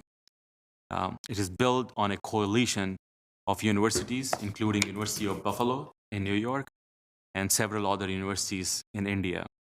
This program is unique that it starts to find local solutions to local problems by forming active partnership with local communities, nonprofits, and government. We aim to leverage scientific knowledge, geospatial data analytics, and power of translational research to transform local communities into what we are calling geo-community. Some of these projects will be examples of extreme engineering. For example, if someone is asked to develop a sensor to measure the water purity, and there is no pricing constraint, then it's very easy to do. However, if someone says you need to develop a sensor for water purity and the cost will not be more than $1, that problem becomes very hard immediately. And that is the goal in this project, that we will be providing solutions that local communities can adopt, which does not require any complex machines or are cost effective for them to use it. This program very well aligns with United Nations Sustainable Development Goals. Every project in this umbrella will have certain impact on SDGs that we can measure and quantify. The geo part in the geo community is related to that these solutions consider geographic information, culture, demographics, natural resources, and climate in creating that solutions. And we are assuming that once we can create solution for one community, it can be scaled and applied to other communities around the world. And this is how the university will play a global role in lifting and improving the quality of life on this planet. You can see a couple of examples on this slide. On the left picture with the map is the water ecosystem in the state of Minnesota, where we are trying to work at very different levels, not only cleaning the quality of the water, but also providing water preservation and water storage solutions. And the picture in the middle is a picture from India, where the students from Amrita University, one of our partners, is working in a local community, trying to provide them educational resources for women's and incorporate more women's in development of that society. Next, we'll move to thematic area 2, national security. And under this area, I'll provide you 2 examples where we feel we have a very good chance to be competitive federally, both in the funding domain and at the same time make a dramatic impact on our state. Our first national security example is Minnesota Microelectronic Consortium, or MINMAC. Now, Minnesota has a very strong historic presence in the area of microelectronics. One of the first chips was developed in the state of Minnesota. We have companies such as Polar Semiconductor, Skywater, Honeywell, Collins Aerospace, each with their own foundries that provide a specific type of microelectronic circuitry for Department of Defense and many other places. These industries offer a cluster of foundries that are in a very high demand because US-owned foundries are in very limited numbers at this point. But one of the challenges in our state is that many commercial foundries are not well suited for lab to fab type of translation. So they can't do wafers at the smaller quantities. And that's where students and postdocs work together to develop new processes and chemistries. And that's what we are addressing under this consortium, where we bring together government, industry, and academia in order to provide capability in the Midwest region to do the lab to fab demonstration. This aligns very well with the CHIPS and Science Act, and it aligns with what our partners, both industry and government, are trying to do. And we have developed a strong relationship with NSWC Crane in Indiana, which will be a great support for our program. Shared collaboration space established under this program will enable creation of several key ingredients that are critical for advancement of national security space. And I will mention just 2 of them here. One is unique spintronic ecosystem, which is required for AI and space application. And second is new power electronics and electrification ecosystem through so-called 3D power chips, which are very important for electric vehicles, renewable energy systems, radars, and phased arrays. Spintronics and 3D power chips are the leading edge of semiconductor research, and University of Minnesota is leader in both these spaces along with our industry partners. This will also enable us to partner with another national level consortium called SCALE, which is led by Purdue, and whose goal is to develop workforce for microelectronics industry, which is a big shortage in our country. In the state, we have developed partnerships with St. Thomas and Metro State so that we can bring along our colleagues from these excellent universities to contribute both on the research and workforce development. The second example under the national security that I'll describe today is called hypersonics. In recent years, the aerospace and national security industries have become increasingly invested in vehicles traveling at hypersonic speed. What is hypersonic speed? Anything that travels 5 times faster than the speed of sound is called hypersonic. Minnesota is poised to become a global leader in this space because we have the world-leading capability to simulate hypersonic systems under a variety of environmental conditions, which is very critical for advancing the functionality of these platforms. Under an independent federal grant, one of our local companies, Northwind, formerly known as CalSpan, is one of the leading independent supplier of hypersonic and mission-critical research development, test, and evaluation systems, and is developing a new Minnesota Aerospace Center, which will be dedicated and specialized to run a wind tunnel, which will provide capability to test objects up to 2 miles per second velocity for full-scale systems. This is a unique capability in the whole country and will open a domain for aerospace companies to come to Minnesota and take advantage of this infrastructure. We are asking the state support to help us launch the U of M Center for Advanced Science and Engineering, which would provide platform for Minnesota-based companies to become competitive in developing parts, components, and systems for these high-speed vehicles. It will also provide us opportunity to train the new generation of workforce, which is in huge shortage in this very important state for our country. So Chair Johnson, members of board, and Madam President, it has been a pleasure to describe to you these 6 examples today under 2 different thematic areas. Many of these areas very well align with Healthy Minnesota campaign and also align with the goal and ambition that we have about serving the state of Minnesota, both economically and in improving the quality of life for our residents. And partnership matters. So these programs will allow us to build huge relationships with industry, with government, with foundations, with international partners, because the infrastructure that will be created under these programs are one of a kind, not available in many places around the globe. And so in our presentation today, our goal was to show you that we are well positioned to take advantage of emerging technologies, and we are driving home some really key ingredients that are needed to make us successful in future. So thank you very much. Thank you, Vice President Priya, for another excellent presentation. President Cunningham. I want to thank the team for this thinking and really just as we take it back up a level, I love the detail, and we can see sort of the rich examples of the type of work that's going on, which I think is really important.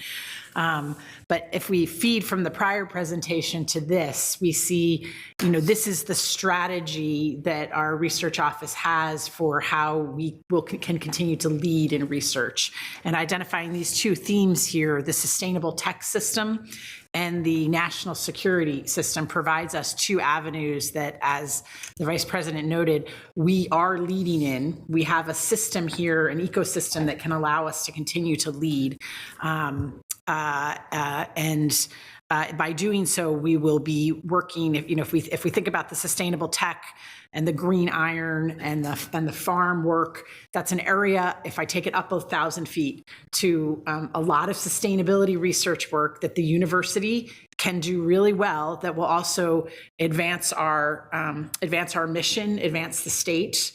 So that's a big theme. And then the next big theme there is around this broadly national security. We talked about a diversified portfolio, right? And in that diversified portfolio, I was thrilled when I came here to find out that we're leading in chips, semiconductors. These are really important in the world right now. And we have an ecosystem here that is ripe, and Shashank and his team has a plan on how we can move ahead in that area. And the same way hypersonics brings us a whole national defense and security component that I don't think any of the heads of agencies will be particularly interested in not moving ahead on, right? So these are multiple areas. And then the other thing to highlight at that higher level, as we talk about our ecosystem in the state and we think about chips, for example, I want you to hear the partnership here. That also means bringing along partnerships with community colleges and with other groups in the state that would help create the workforce that's needed for job change around that by us doing this work.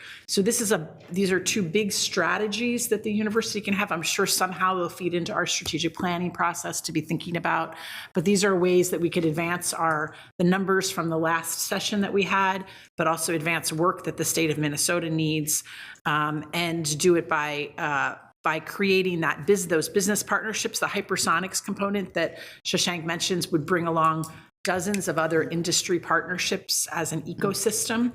But again, we need to invest in those pieces here. And then with that, we can bring along an ecosystem, which could then help us both in hypersonics as well as in biomanufacturing. When we talk about creating, new areas of manufacturing for the state of Minnesota, we can do that in this biomanufacturing space. We can lead. And also there's a beautiful 1-page handout that sums up those 3 things in case you happen to be talking to anybody in the state that was passed along to you. So thanks so much, Shashank. Thank you very much. Thank you for those comments. I recall an earlier meeting this fall when we talked a little bit about AI as well, and the enormous energy requirements that will be due to run that. And we have 2 of the essential factors, water and cold weather. And so I just came to mind too. Yeah. Okay, so thank you. Regent Turner. Yes, I just want to do a takeoff of what you're saying as far as what I would love to see is help to revitalize greater Minnesota communities, the Iron Range, the Northwest area where my family's from, and things like that, to be able to put these companies, et cetera, so that greater Minnesota can once again thrive. Because the past decade or two, I've just seen so many communities that have withered and died. And we do not want a state where if you want to thrive, you need to come to the metro. So hopefully that's in the plan, because there's community colleges, et cetera, all over the state that could be doing this, so that people who grow up in rural Minnesota can find opportunity and stay living in that environment. Yeah, Chair Johnson, Regent Turner, completely agree. And Madam President just pointed out that many of these programs actually have community college built into the initiative. So, for example, on the farm, we have Riverland Community College, which is right in the Austin, right next to the location where we are constructing this facility. And they are integrated both in the workforce development side of things, but also for teacher training programs, so that can provide the knowledge and allow the classrooms to be enriched with new technologies and information. We work very closely with Alexandria Technical College. They're also part of our Innovation Minnesota Council, and they are involved in our CHIPS activities. And they made a very beautiful presentation about how we can do upskill training for AI. So a lot of companies, they expressed us that developing foundational AI and the tools for AI, that's what higher education will continue to do and drive it. But there's already a workforce in the system, hundreds of thousands of people who need to be trained how to use these AI tools. And I was very happy that Alexandria Technical Community College and St. Thomas and other places, they have started curriculum in order to provide current employees to take these courses in order to learn about these tools and use them in their own jobs on a daily basis. And a lot of retraining Yep. needs to be, like, 'cause my other question is, there's always already a job for us. So you mentioned the steel industry. So you have the steel workers, et cetera, and they need to be able to see that there's going to be a future. And I would assume the U of M is already working with the mining industry and those workers, because I have heard about this at the labor table. And it's just so important to not forget the people who have been working in these old, you know what I mean, carbon industries, that they see a future for themselves, no matter how old they are. No, Chair Johnson and Regent are exactly right. And actually, both within NRI and also the NREL, the Department of Energy Lab, they both have dedicated staff for community engagement. So on a daily basis, like today, there are folks on the ground in both tribal communities and small towns working with people in order to prepare them how they will participate in this initiative. And then this is how we will basically bring back these industries, because we'll have the workforce that they need in order to advance this green production. Seems like there may be some opportunities at Crookston and Morris campuses too, or some of these things in the areas where they are. Yes, definitely. Yeah, Chair Johnson and Regent Turner, I think this is an example, as we talk about what the complementary way that an R1 university or research intensive university is part of an ecosystem with, for example, our Minnesota state colleagues, right? Or with other community colleges across the state. We do bring in, manufacturing expertise and develop new research, develop new fields, roll out these sorts of big complex components to help create the change of the decarbonization of this industry, for example, but then at the same time are partnering with, the local workforce that, you're right, needs to be upskilled and reskilled, and that's built into these partnerships here. And that's why, there is no pitting us against or competition. Right. We are all part of a larger ecosystem. A healthy economy for Minnesota means we need a healthy community college, Minnesota state system, And then we also need to invest in these cutting edge components that create the technology that can then do the upskilling that are there. And so it's complementary, and investment is needed across that ecosystem. But we are definitely part of that and driving a component of that. Regent Hips. Thanks, Chair Johnson. To piggyback on the president and Regent Turner, I feel like a cheerleader for research, but I am. I think this is so important. I think what we're doing, and it's just really system. It's the whole state. It's covering the whole state. So you're not going to grow penny grass in St. Paul as much as you are in our area of the state. So this is really huge. I mean,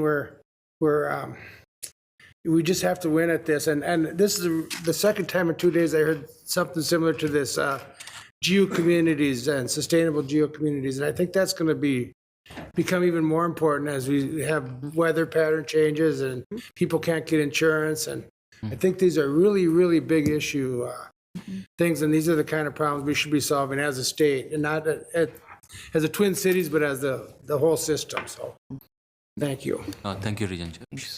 I think you need pom-poms. I feel like I should be a cheerleader. I'm big enough to play football, but I should Watch out. Kentucky Gopher Athletics. go both. Yeah. Any other questions or comments? I just want to thank you again for 2 great presentations and the opportunity to interact with all of us, and we look forward to working with you. This is what it's all about. Thank you, Chair Thank Johnson. you. Thank you, Thank members you. of the board. Thank you. Madam. At this point, it's about 11:55 or 56. We have lunch scheduled for 12:45. We have another approximately 40-minute presentation. Are people able to continue on here, or I think we had a big break between the other two, so if anyone needs to leave, that's fine. But let's proceed then, please. So we'll continue now with our 4th item of mission fulfillment. This is the first in a series of topics providing enrollment updates and highlighting enrollment strategies for each campus. We know how important these things are. Today's presentation will focus on the Twin Cities campus. And joining Provost Croson at the presenters table is Greg Sneed, Vice Provost for Enrollment Management. And Provost Croson, would you like to get us started? Thank you, Chair Johnson and members of the committee. You can go to the next slide. As Chair Johnson mentioned, this is the first in a series of topics that will focus on strategic enrollment management for each campus, including our current status, progress made since the last update to the board, and anticipated challenges. In this presentation, we're going to focus exclusively on undergraduate enrollment. Graduate and professional is a whole different world. Please know that all campuses will be coming before this committee over the coming months with a similar presentation, and that after those presentations, we'll be looking at enrollment from a system-wide advantage point, as well as has been our practice. So today, we're going to start with the Twin Cities campus. I want to welcome back to the committee Greg Sneed, our new Vice Provost for Enrollment Management, who's going to guide us through the campus's current enrollment landscape and the new directions we are taking to actively engage and recruit new students. So with that, I'll turn it over to Greg. Thank you, Chair Johnson, members of the committee. For more than 2 decades, Twin Cities has experienced increasing undergraduate enrollment, with the exception of a few years during the pandemic, which we are only now recovering from. Specifically, this chart shows historical total undergraduate enrollment on the Twin Cities campus from 2014 to 2024. The horizontal dotted line represents the Impact 2025 total undergraduate enrollment goal for the Twin Cities campus of 33,000. Enrollment generally increased until the pandemic. Total Twin Cities undergraduate enrollment this fall is at 31,855, just shy of 32,000. The pandemic intervened after the original Impact 2025 goals were established, so we will not quite make the 33,000 by the end of this academic year. However, we are very much keeping our eyes on it, as I will describe in subsequent slides. Total enrollment is a function of 2 major elements: new students who arrive at the university and the retention and ultimate graduation of the students already here. This graph shows the enrollment of new freshmen at the Twin Cities campus. The maroon part of the bars represents Minnesota freshmen, while the gray part represents all out-of-state freshmen, including reciprocity. Total new freshman enrollment has grown over time, as has the number of new freshmen from Minnesota, despite the declining college-going rate of high school graduates in the state. At just shy of 7,400, fall 2024 was the largest entering class since 1965. It is an academically talented and broadly diverse class of wonderful students who we eagerly welcomed to campus earlier this fall. The second part of total enrollment is retention. Freshman retention on the Twin Cities campus remains strong at over 90% and is recovering from the pandemic drop. One of the reasons we enrolled larger freshman classes over the past few years was to compensate for this dip in the retention rate. We have put in place a number of initiatives aimed at raising the retention rate back to where it was prior to the pandemic, and I'm pleased to say that these initiatives appear to be working. I will discuss a little bit more about what we are doing in a moment. Enrollment across our freshman admitting colleges remains strong. This chart shows total undergraduate enrollment by college for the past 3 years. Despite the national narrative surrounding majors in the liberal arts, the College of Liberal Arts remains by far the largest on the Twin Cities campus.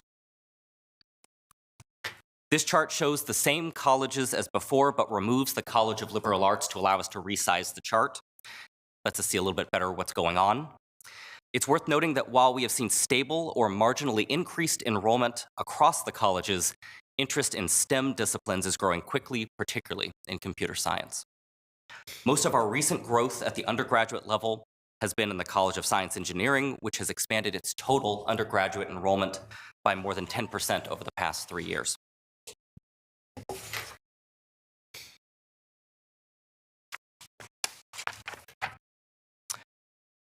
So how do we achieve these classes?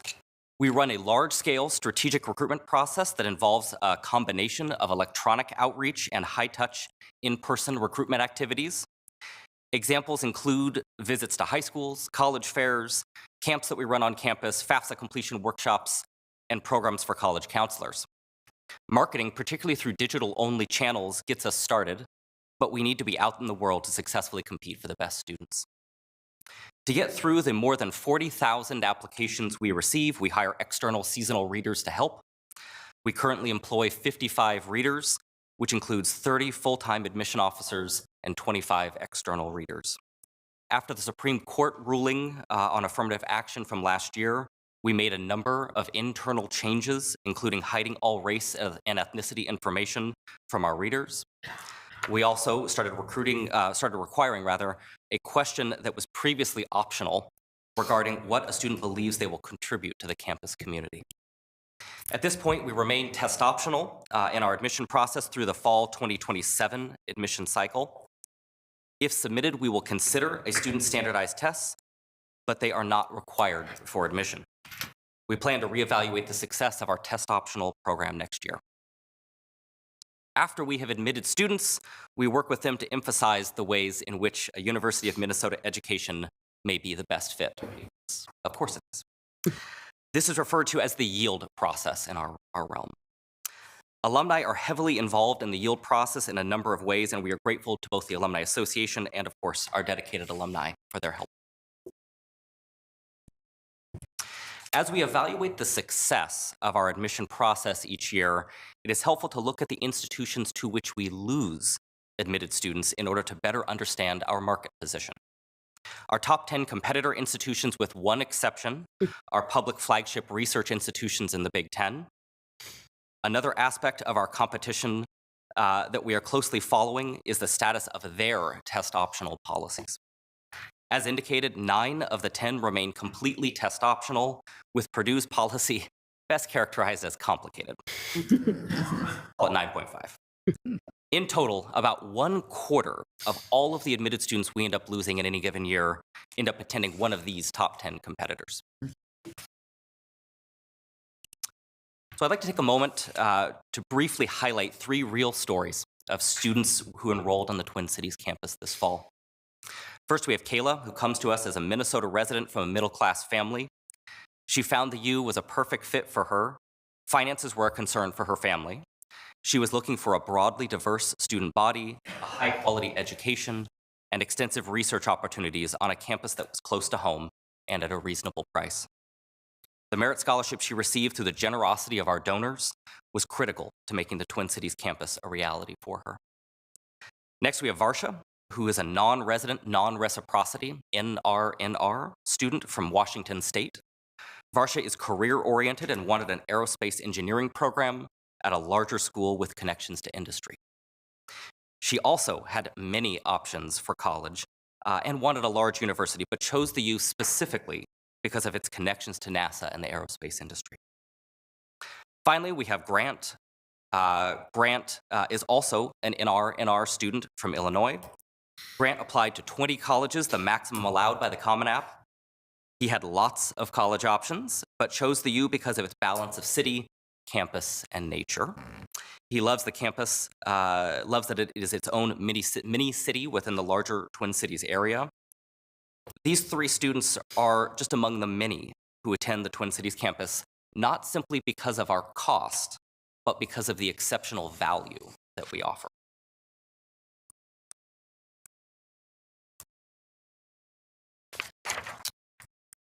Every year, the campus engages in a number of efforts specifically targeted toward producing equitable outcomes and supporting student retention. For example, the President's Emerging Scholars Program serves outstanding students, predominantly from low-income and first-generation backgrounds. These students receive access to success coaches, mentoring, and early registration for courses, among other support mechanisms for their studies. The system-wide re-enrollment initiative was launched this past year to support the continued education of students who left the university during the pandemic and is a growing success. In fall 2023, 96 students re-enrolled across the system, 39 of whom came back to the Twin Cities campus. An additional 13 students returned to the system in spring 2024. Finally, this fall, we launched our new First Generation Center on campus to provide comprehensive support for students who will be the first in their families to graduate from college. Over 25% of our undergraduates are first gen and generally have lower retention and graduation rates than the general population. We already serve about 30% of our first gen students through other existing programs. So the First Gen Center aims to provide broad support for the whole population through a high-touch mentoring program, referral support, and coaching. The center will not fix all of the challenges that first-generation students face, but we are confident that it will help in increasing retention and reducing opportunity gaps. So finally, what does the future look like for Twin Cities enrollment initiatives? One of the major questions we are discussing is the residency composition of our class. We heard clearly in the September working session on reciprocity that we should maintain our commitment to Minnesota enrollment while considering increasing NR, that's the non-resident, non-reciprocity enrollment. The provost has also set a goal to increase undergraduate international enrollment from about 6% to 10%. International recruitment has recently been consolidated into the admission office from International Student and Scholar Services. To potentially expand enrollment from out of state, we are currently working on a proposal to increase international and NR recruitment efforts. From my own experience in the University of California system and at private colleges, there are other strategic enrollment management tools that we should consider using. Not all of these tools will work here at the U. But we are thinking about things like increasing the pathways for students to apply to the Twin Cities campus, like whether we should join another third-party application coalition, and how best to strategically leverage our financial aid. Alongside all of these initiatives, we are working collaboratively with the greater Minnesota campuses on areas like coordinated in-state recruitment, a referral process whereby applicant information can be more effectively shared across campuses, and more efficient operations in the admission process. So with that, I will turn it back to Provost Croson to conclude. Thank you, Vice Provost Sneed. So Chair Johnson and members of the committee, we hope we can, next slide. We hope this has given you a snapshot of our current status, where the Twin Cities campus is on undergraduate enrollment, and some new initiatives we're working on to come closer to the Impact 2025 goals and to potentially adjust the balance of student populations in the future. We welcome any questions or input you might have. But as usual, we've prepared some questions that would be especially valuable for us to get your insight on. So first, how do we make the best case for the value of the education we provide? Specifically, how do we shift the conversation away just from cost to look at value, right, which is usually the benefit received minus the cost in our recruiting and public engagement efforts. And then second, how do we balance our service to the state with a national university profile? How do we attract a complementary population of both in and out-of-state students? We're happy to discuss these or any other questions you might have. Chair Johnson, this concludes our presentation. Thank you, Provost Croson. Representative Vasilopoulos. Thank you, Chair Johnson and Provost Croson and Vice Provost Need for your presentation and for the questions you prepared. Always appreciate that. I wanted to touch a little bit on the second question here. I think balancing service to the state and a national university profile is a difficult one. And as an out-of-state student, I think that we not only need to attract these NR students from across the country, but also need to encourage them and empower them to be able to go back home and find jobs. I think that maintaining strong ties to the companies here at the state is really important. And we talk a lot at these board meetings about how much value we bring to the state, whether it's through research that we talked so much about this morning or the job market, and that won't go away, and we understand the value that we provide. But I also do believe that in order to have an effective national university profile, we need to be building these brand champions that will be able to come to the University of Minnesota, have an awesome experience, and then have the opportunity or be empowered to go back home and be a champion there, whether it's to their cousins or younger siblings or neighbors. Like I know I'll be when I graduate. But bringing these people not only to come to university, and we want some of them to stay, and that won't go away, but be able to go back home. And I wanted to provide that thought, and I think that's really important. And I think that's something that a lot of my peers talk about who are out-of-state students, specifically not from the Midwest. I love Minnesota, and I'd love to stay here, but I also love the opportunity to go back home. And so I think that's really important. So I wanted to provide that thought and maybe hear any perspectives from you around what that balance looks like and how we can maybe empower students to have that opportunity and build those sort of brand champions back in their home states. Chair Johnson, Representative Vasilopoulos, maybe I'll go first and I'll let Vice Provost Sneed chime in as well. I love the idea about brand champions. It's a great term. We might have to steal that. Again, our utilization of the Alumni Association, not just here in Minnesota, but nationally, is, I think, a good step in that direction. But I'd love to think about how we can get more involvement that way, especially from our younger alum. We find that the alums who have just graduated are busy. They've got their first jobs, they're setting up their lives, but they're also often the most compelling for a potential student who's been admitted to help them make the decision to come here because they're closer to them generationally, their experience is more relevant and direct. And so I'd love to think a little bit about how to not just engage our wonderful existing alums, but all of them. Thank you, Chair Johnson, members of the committee. I couldn't agree more. In our world in mission recruitment, there's sort of a flywheel effect almost, where you go out, you recruit students, they come to you, they have a great experience, they go back home, and it starts to kind of self-perpetuate itself over time. Now, how to get that flywheel spinning in the first place is the trick. And that's where, I think a sort of a multifaceted approach is what we're moving toward for NR&R, non-resident, non-reciprocity recruitment. Is exactly kind of the direction we're going.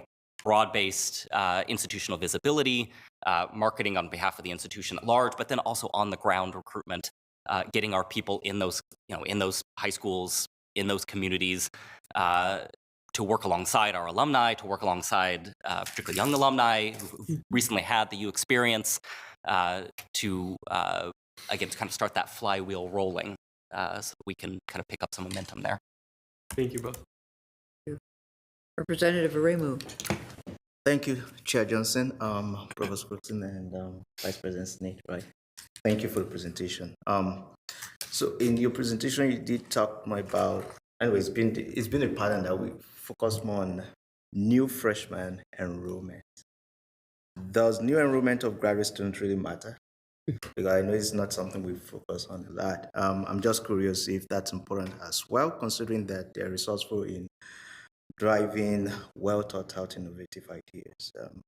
That's one question I have. And then just to answer some of your questions, I have a few ideas. How do we best make the case for value of education we provide? But let me go to the last one first. I thought I'll give you an example. Last year, the School of Public Health, for example, paid me to go for an externship with an assistant commissioner for health at MDH. And so while I was there, I was only providing them with innovative ideas for their strategic plan. And I thought if we want our students here to have that, or we want the university to boost its national recognition, of course, the students need to boost their own national recognition.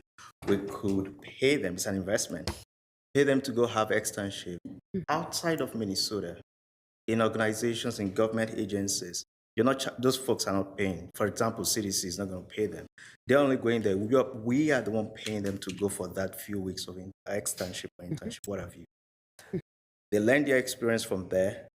They will probably be retained. That way, we would have exposed our own students proactively. That's one piece I think, if we can consider that, that would be great. Let me quickly take us back to the second question. I wrote something down earlier. Let's see. Yes, and that has to do with employment statistics. We want to make case for the value of education we provide. And so I would like to see, yes, I know we have to still work with the Alumni Association, but we want to see what kind of jobs and how much do our graduates earn. I mean, this time I'm trying to split it, domestic versus international students. If you want to attract the best brain all over the world here, then they want to see how coming to the University of Minnesota is going to translate into their well-being in the future. And that's what some of my friends actually decide to do when they're going to Harvard. So, like I have a friend who had University of Minnesota and Harvard. I was trying to pull him to University of Minnesota. Yes, I actually actively did that. But he finally, at first he accepted, later I said, no, I'm going to Harvard because by the time I'm done, I'm going to get this job quickly than if I was in Minnesota. So, you know, there's a trade-off somewhere. Anyways, thank you. Yeah, Chair Johnson, Representative Armand, great input, great suggestions. I love the idea about externships outside the state. I think we have so many Fortune 500 companies. We have so many amazing opportunities here. We often focus here, but I think tracking that and thinking about what kind of resources we might offer for our students to do that will do a lot for the national reputation. We do, of course, talk a lot about placement post-graduation. We have a metric there that's a little outside Vice Provost Sneed's domain, but we have some metrics that we're tracking, and we're currently working on putting together a group to think about how our various career centers might work better together. We have a central career placement unit that's run out of the Vice President for Student Affairs. And then colleges have their own, not all of them, but some of them.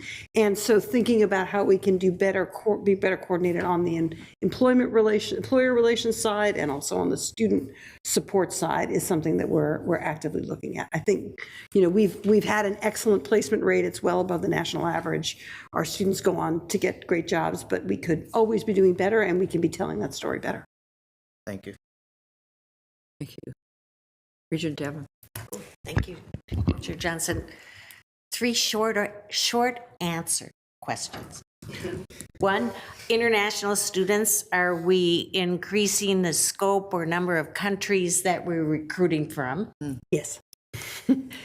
2, do we have a focus on 2-year college transfers, those that complete their associate's degree to come in and complete their bachelor's degree? Right. Chair Johnson, Regent Davenport, that is longer than a one-sentence answer. The answer is yes. One of the things we recently did about 2-3 years ago, so this is under Bob McMaster, every college was responsible for its own transfer admissions.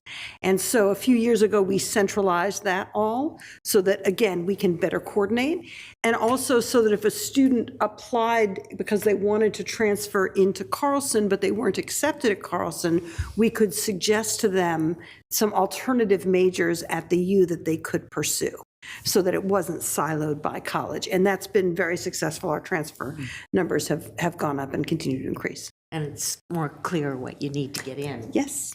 And then lastly, on page 82, that chart with competitors, do we know how many of those are Minnesota students that are applying both here and somewhere else and choosing to go somewhere else or out of state, or how does that look? Yes, Chair Johnson, Regent Davenport. So yes, we do know. As we saw on that chart, Wisconsin, for some reason, even without an axe now, is the dominant number one. I think clearly reciprocity factors into that. As a result of reciprocity factoring into that, about 60% of the students we lose among our admits who attend University of Wisconsin, almost entirely Madison, are Wisconsin residents. Okay. And then the bulk of the remaining students end up being Minnesota residents. Thank you. Okay. Regent Turner. Oh, thank you, Chair Johnson. In regards to that first, how do we best make the case for value of education we provide? So I'm curious as to whether you use, like, I'm going back to those 3 students that you highlighted, and they kind of said their reasons why they came here. Do you kind of look at this from the students who are here as freshmen, as sophomore, to do like focus groups as to say, why did, like I think of the gentleman on the last one, who, and I think I saw Minnehaha Falls in that picture right behind him and stuff like that. Do you ever think to, as far as marketing, to go to the students who are a little bit closer to the high school student as far as perspective? Maybe not the big grand, oh, when we're all done and what career, you know, maybe an 18-year-old is already thinking those lines, but maybe not. Maybe they're just trying to look for what's going to be the best fit. And do you do like focus groups to kind of get the promotional ideas to come here to begin with? If you're already doing that, please forgive me for giving. Chair Johnson, Regent Turner, the short answer is yes. So we do a couple things that kind of fall within this vein, one of which is much of what you're describing, which is both among our student employees that work in the admission office, some of our biggest champions among tour guides, and then also people outside, students outside the tour guide kind of ranks. We do have focus groups that we talk through not only why they chose the U, Minnesota residents, non-residents, but also, you know, what specifically attracted them to us? Why did they not attend other institutions? So we do some of that already to try to get an idea of sort of, you know, the qualitative aspects behind our market position there. And the other thing that we do, which is not tangentially related to your question, but popped into my mind, we have a number of high school advisory groups, which are not talking with the students necessarily, but with their college counselors, the folks who are embedded in the high schools, who are meeting with these students day in, day out, as they prepare and ultimately apply and make decisions on where to go to college, who are very, very well educated in sort of the 17-year-old thought process, so to speak, both in state and out of state. Have you translated this into like YouTube marketing tools? That is something we've done to a limited basis, but I think it's something that we can expand on in the future. Yeah. Right. Regent Hipsch. Thanks, Chair Johnson. Thank you for your presentation. This is really exciting, great numbers that we have going forward. And the question, I guess, to the flywheel, good to great reference, you know, we got to get the kids on the bus, but we have to get them on the right seat, right? I mean, we could have the best wagon wheel engineering program in the country, but if there aren't any jobs, we're not doing that kid a good service at all by getting him into that program. And so I think we have to work with companies and we have to work with individuals to make sure that the job that they're going to want is going to be there when they get out of college. And that's going to be really, really tough with AI taking a lot of jobs away. And so we really have to skate to where the puck is going to be on this one, because it's we don't know, what jobs are going to be displaced by AI and where there's going to be too many. I mean, we're already seeing a lot of layoffs in a lot of industries, but then there's a lot of hiring going on too. And so we've got to be way more nimble than we've ever been, I think, as educators. So that's just where I'm at. Great, thank you. Representative Aremu. Yeah, thank you, Chair Johnson. Just a quick response to what Regent Turner actually said. Your question was, why do people come here? Well, it's an expo. And interestingly, that's part of the reps report to the Regents next year. So we're actually working on that. You want a YouTube? It's going to be in a YouTube. So you should expect that now in March next year. Thank you. Thank you. President Cunningham. Yeah, Chair Johnson, and thank you, Vice Provost, for the great report. I just wanted to say two things. One, I think it's always important to, when we talk about, in-state and out-of-state and international and why that matters. And, our students here benefit tremendously from the diversity of thought that comes from being around peers that are from other places and have grown up totally different than they have all over the place. And so part of what we get, and our other campuses also have both international and out-of-state students, and that's something that differentiates us as a major R1 university from really from other places that are really mostly serving a local population. Students who come here get that different peer group that is really exciting for them often. So I think that's important to talk about why that matters. And then just a reminder that this is part of a larger conversation this year we're having about enrollment. Mm-hmm. So you'll see enrollment conversations across the other campuses. And then we are still committed in the administration to kicking off a system-wide enrollment planning process. There's been a few things going on as we're getting this going. So we focused on our strategic planning first, and I'm hoping we'll move more towards that planning process next step in January. But when, it's noted, we have this goal of MPAC 2025 of 33,000. And I'll just say, is that the right goal? And what is the right goal for the other campuses? And how do we know? It may be all of those things, but it's a time for us in this next year to look at those things again. And what are those right goals, and how are we going to think about them collectively together? So, thank you. Good one. Okay. Regent Mayron. Yeah. As you look at you talk about different strategies to address enrollment. Are you seeing out among peers anything that you're seeing as novel, different, interesting? Maybe we should try it on a pilot basis that is taking enrollment or approaching enrollment and building enrollment differently than how we've traditionally approached enrollment, which is clearly looking at the mix between resident, non-resident, and tuition and the impact of that, and scholarship and how that funding, to reduce debt. Are there, in the world of enrollment, are there things that you're seeing among peers you're going, well, this is really interesting, and maybe this is something different we should be exploring here at the University of Minnesota? Thank you, Chair Or Johnson. is it truly just, one student, nothing, it's the same process, and it's one student at a time?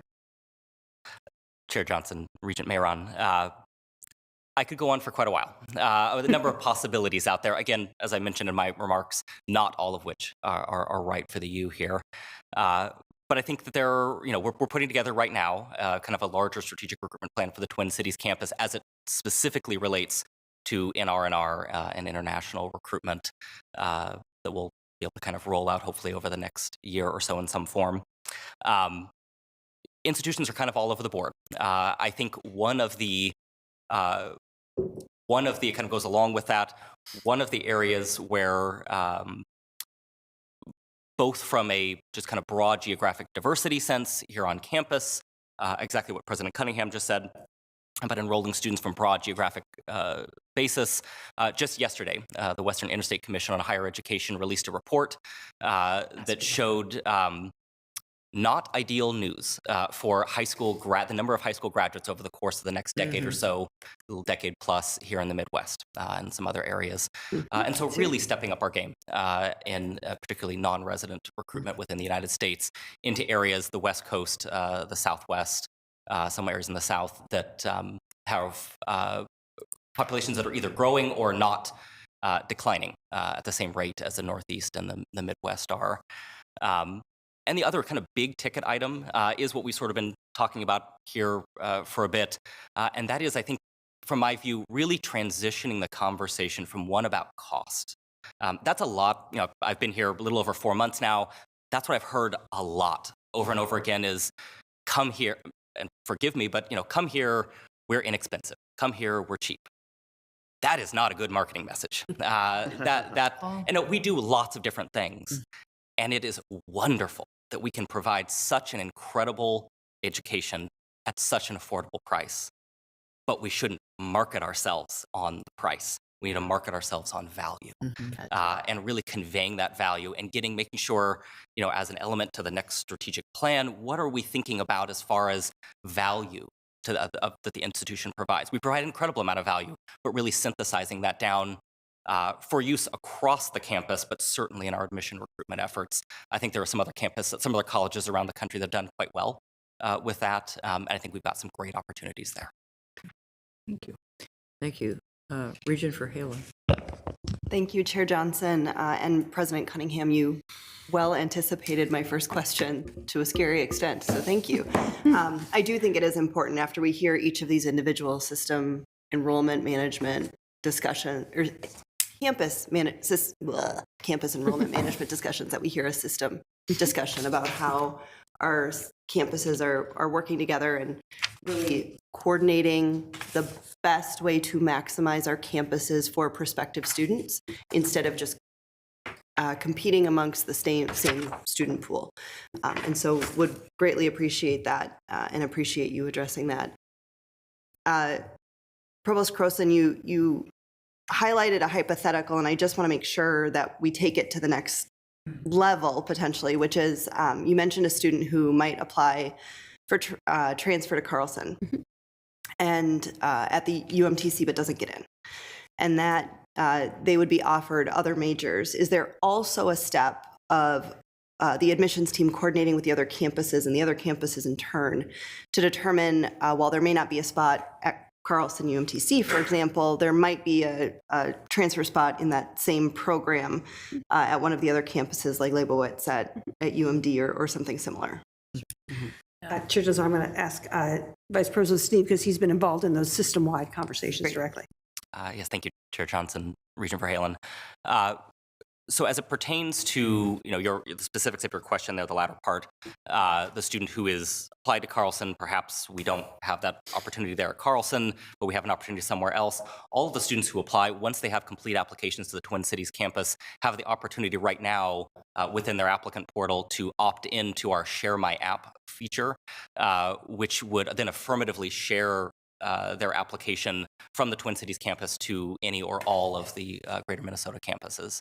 So if I can follow up on that, the student has to, on the front end, say they want to be considered by the other campuses without necessarily knowing that their program might be offered at other campuses. That is correct. That they would need to affirmatively authorize us to share the information with the other campuses, and then. And President Cunningham, you looked like you wanted to jump in there, so I'll give you the chance. If I may, Chair Johnson and Regent Verhalen. So there's a couple things underway. So I think just yesterday, the task force that we kicked off on systemness had a, I think, 3-hour, 5-hour long, 3-hour long retreat. But it only felt like 3. It was 5, but it only felt like 3. Yeah. So, I mean, they're beginning to examine. So, and they will give an update to the board in February here on some of the high level things that they're thinking about. So how do we work together? I think you're addressing this, like, how do we work together as a system? What does it feel like from a student perspective be in part of the system, what those pieces are. So I think that there's lots of brilliance in that committee coming, and we'll have to think about that more to address those. But that's the back work that's beginning on those questions. I think on the other piece, on the enrollment planning as a system, I think it's we're going to take that into a deep dive and bring in some external folks to really look across the campuses as well. And so, in these next months, you'll get updates across these different campuses, and then, but actually a coordinated plan and thinking, that's going to be summer-ish beyond a little bit kind of thing, because we're getting these things going in, right? But I think to Regent Hipsch's comment before about the right student in the right seat in the right bus, we have 5 distinct campus opportunities, and if we're doing our job right, those are not competing. We're getting the right people to the right opportunity, because they're very different opportunities, and you get the same University of Minnesota degree at the end. So we all have more thinking to do on that. And I think I'm glad you offered up the enrollment report. You even made it sound slightly better than it actually is. So there's the number of high school students over the next decade. That forecast will affect our enrollment strategies, no doubt, and we should take them into account. And then also just to offer, the goal for everything is not higher enrollment in and of itself. Higher enrollment comes with higher costs, and obviously comes with tuition, but with it comes with more services that are needed. So what the goal, is not necessarily the highest possible enrollment ever, but what is the right size for our university, for our mission, and for what our mission is at our different places. Obviously, there's a floor there for enrollment that one has to hit. But then also this strategic planning process, we should be able to get to some of the questions you had before. So why does a student want to come? Why should they want to come here? And we hopefully, over this next year of Journey Together, we'll have some clear differentiators for what that is and what that looks like, and the marketing that kind of comes along that pieces. And I know the provost is also working on core curriculum changes, which may be very attractive to incoming students, and how we think about a modernized curriculum that has not been modernized in 30 years. So these are other pieces that are how we differentiate ourselves to students that have lots of opportunities. Okay, thank you. Just a couple of quick comments by 2 other Regents. Mayor, I just had a quick follow-up to Regent Verhaelen's question. So using the example of the individual who applies to Carlson doesn't get in, and if that individual has proactively or previously checked the box saying, I want to go into, have my application submitted to the other campuses, then it'll be shared. Is there any value for someone within admissions to reach out to that student here at the Twin City campus and say, so sorry you didn't get into Carlson, but we want to make sure you are aware of other opportunities for you, for example, at Duluth, that would provide the education from the same university, so that we are affirmatively reaching out to them. I often think our students, when they're applying, they're by and large coming out of high school, they may not have any idea, I don't want to assume, beyond the specific campus that they're applying to, as to what the opportunities are within the state to meet those needs, and that sometimes we're going to have to reach out to them. But I don't know if that's feasible or economical to do. It costs money to do that, I get that. Chair Johnson, Regent Mayron, I think that is actually a wonderful idea. That's the kind of thing that I think, as we are over the next number of months thinking about the kind of system-wide strategic enrollment plan, elements like that could certainly be a component of it. And Regent Kenyanya? Yeah, thank you, Madam Chair. Also Madam Chair.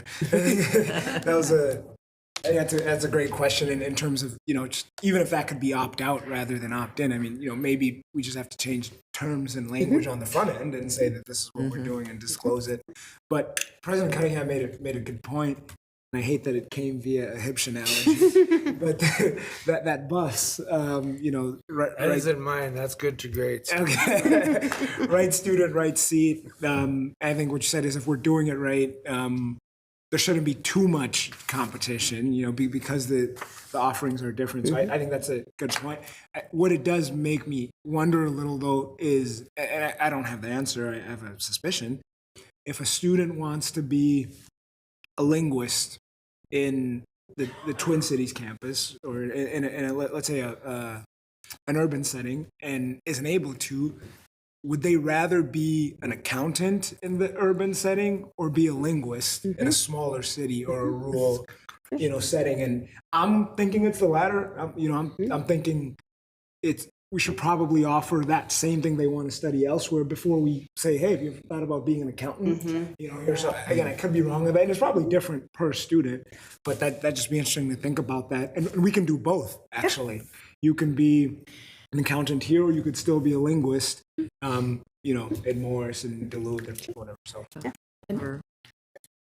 Chair Johnson, Regent King, if I can, we can maybe do both, but we can't do everything, and we can't do everything everywhere. Right. And so I think there's also, sorry to be a realist there, but so, I mean, there's certainly ways you can study different things at our different campuses, and we do offer opportunities to study some of the same things across our different campuses, and we should. There's also across the system, it's unlikely we're going to fully duplicate all the opportunities we have, or that we should across all the system. One of the advantages I think we have is we also have differentiated opportunities and differentiated ecosystems for those opportunities. I don't think that's what you meant, but I just had to inject that. No, I appreciate that. I certainly wasn't suggesting to change our offerings. Yeah. I'm saying to the extent we already have these offerings, I think to make sure we're communicating both options as they're available, certainly not to duplicate. Thank you. I think that concludes the discussion. Vice Provost Sneed, thank you so much for your presentation and for answering our questions. Great. We're now ready to go to the very last part of this committee meeting, which will be fairly quick, the consent report, but just, I believe this is accurate, but I'm going to do one quick thing before. Oh, okay. And that would be, I believe this is Representative Vasilopoulos' last meeting at the full board. Is that correct? Yes, it's true. Okay. It's true. So we want to thank you for your excellent involvement here.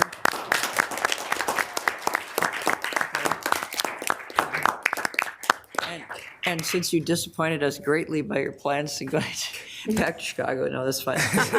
We just want you to beat family. Send people. No, I understand. Send folks here that might be interested in the university. That would be great. Will do. I promise to be the brand champion we were talking about. I just want to thank the board staff, and everyone. It's been an incredible 3 years, so thank you for that. You're welcome. Maybe we'll be hearing in a few years the Vasilopoulos Scholarship for Chicago students. Anyway, thank you.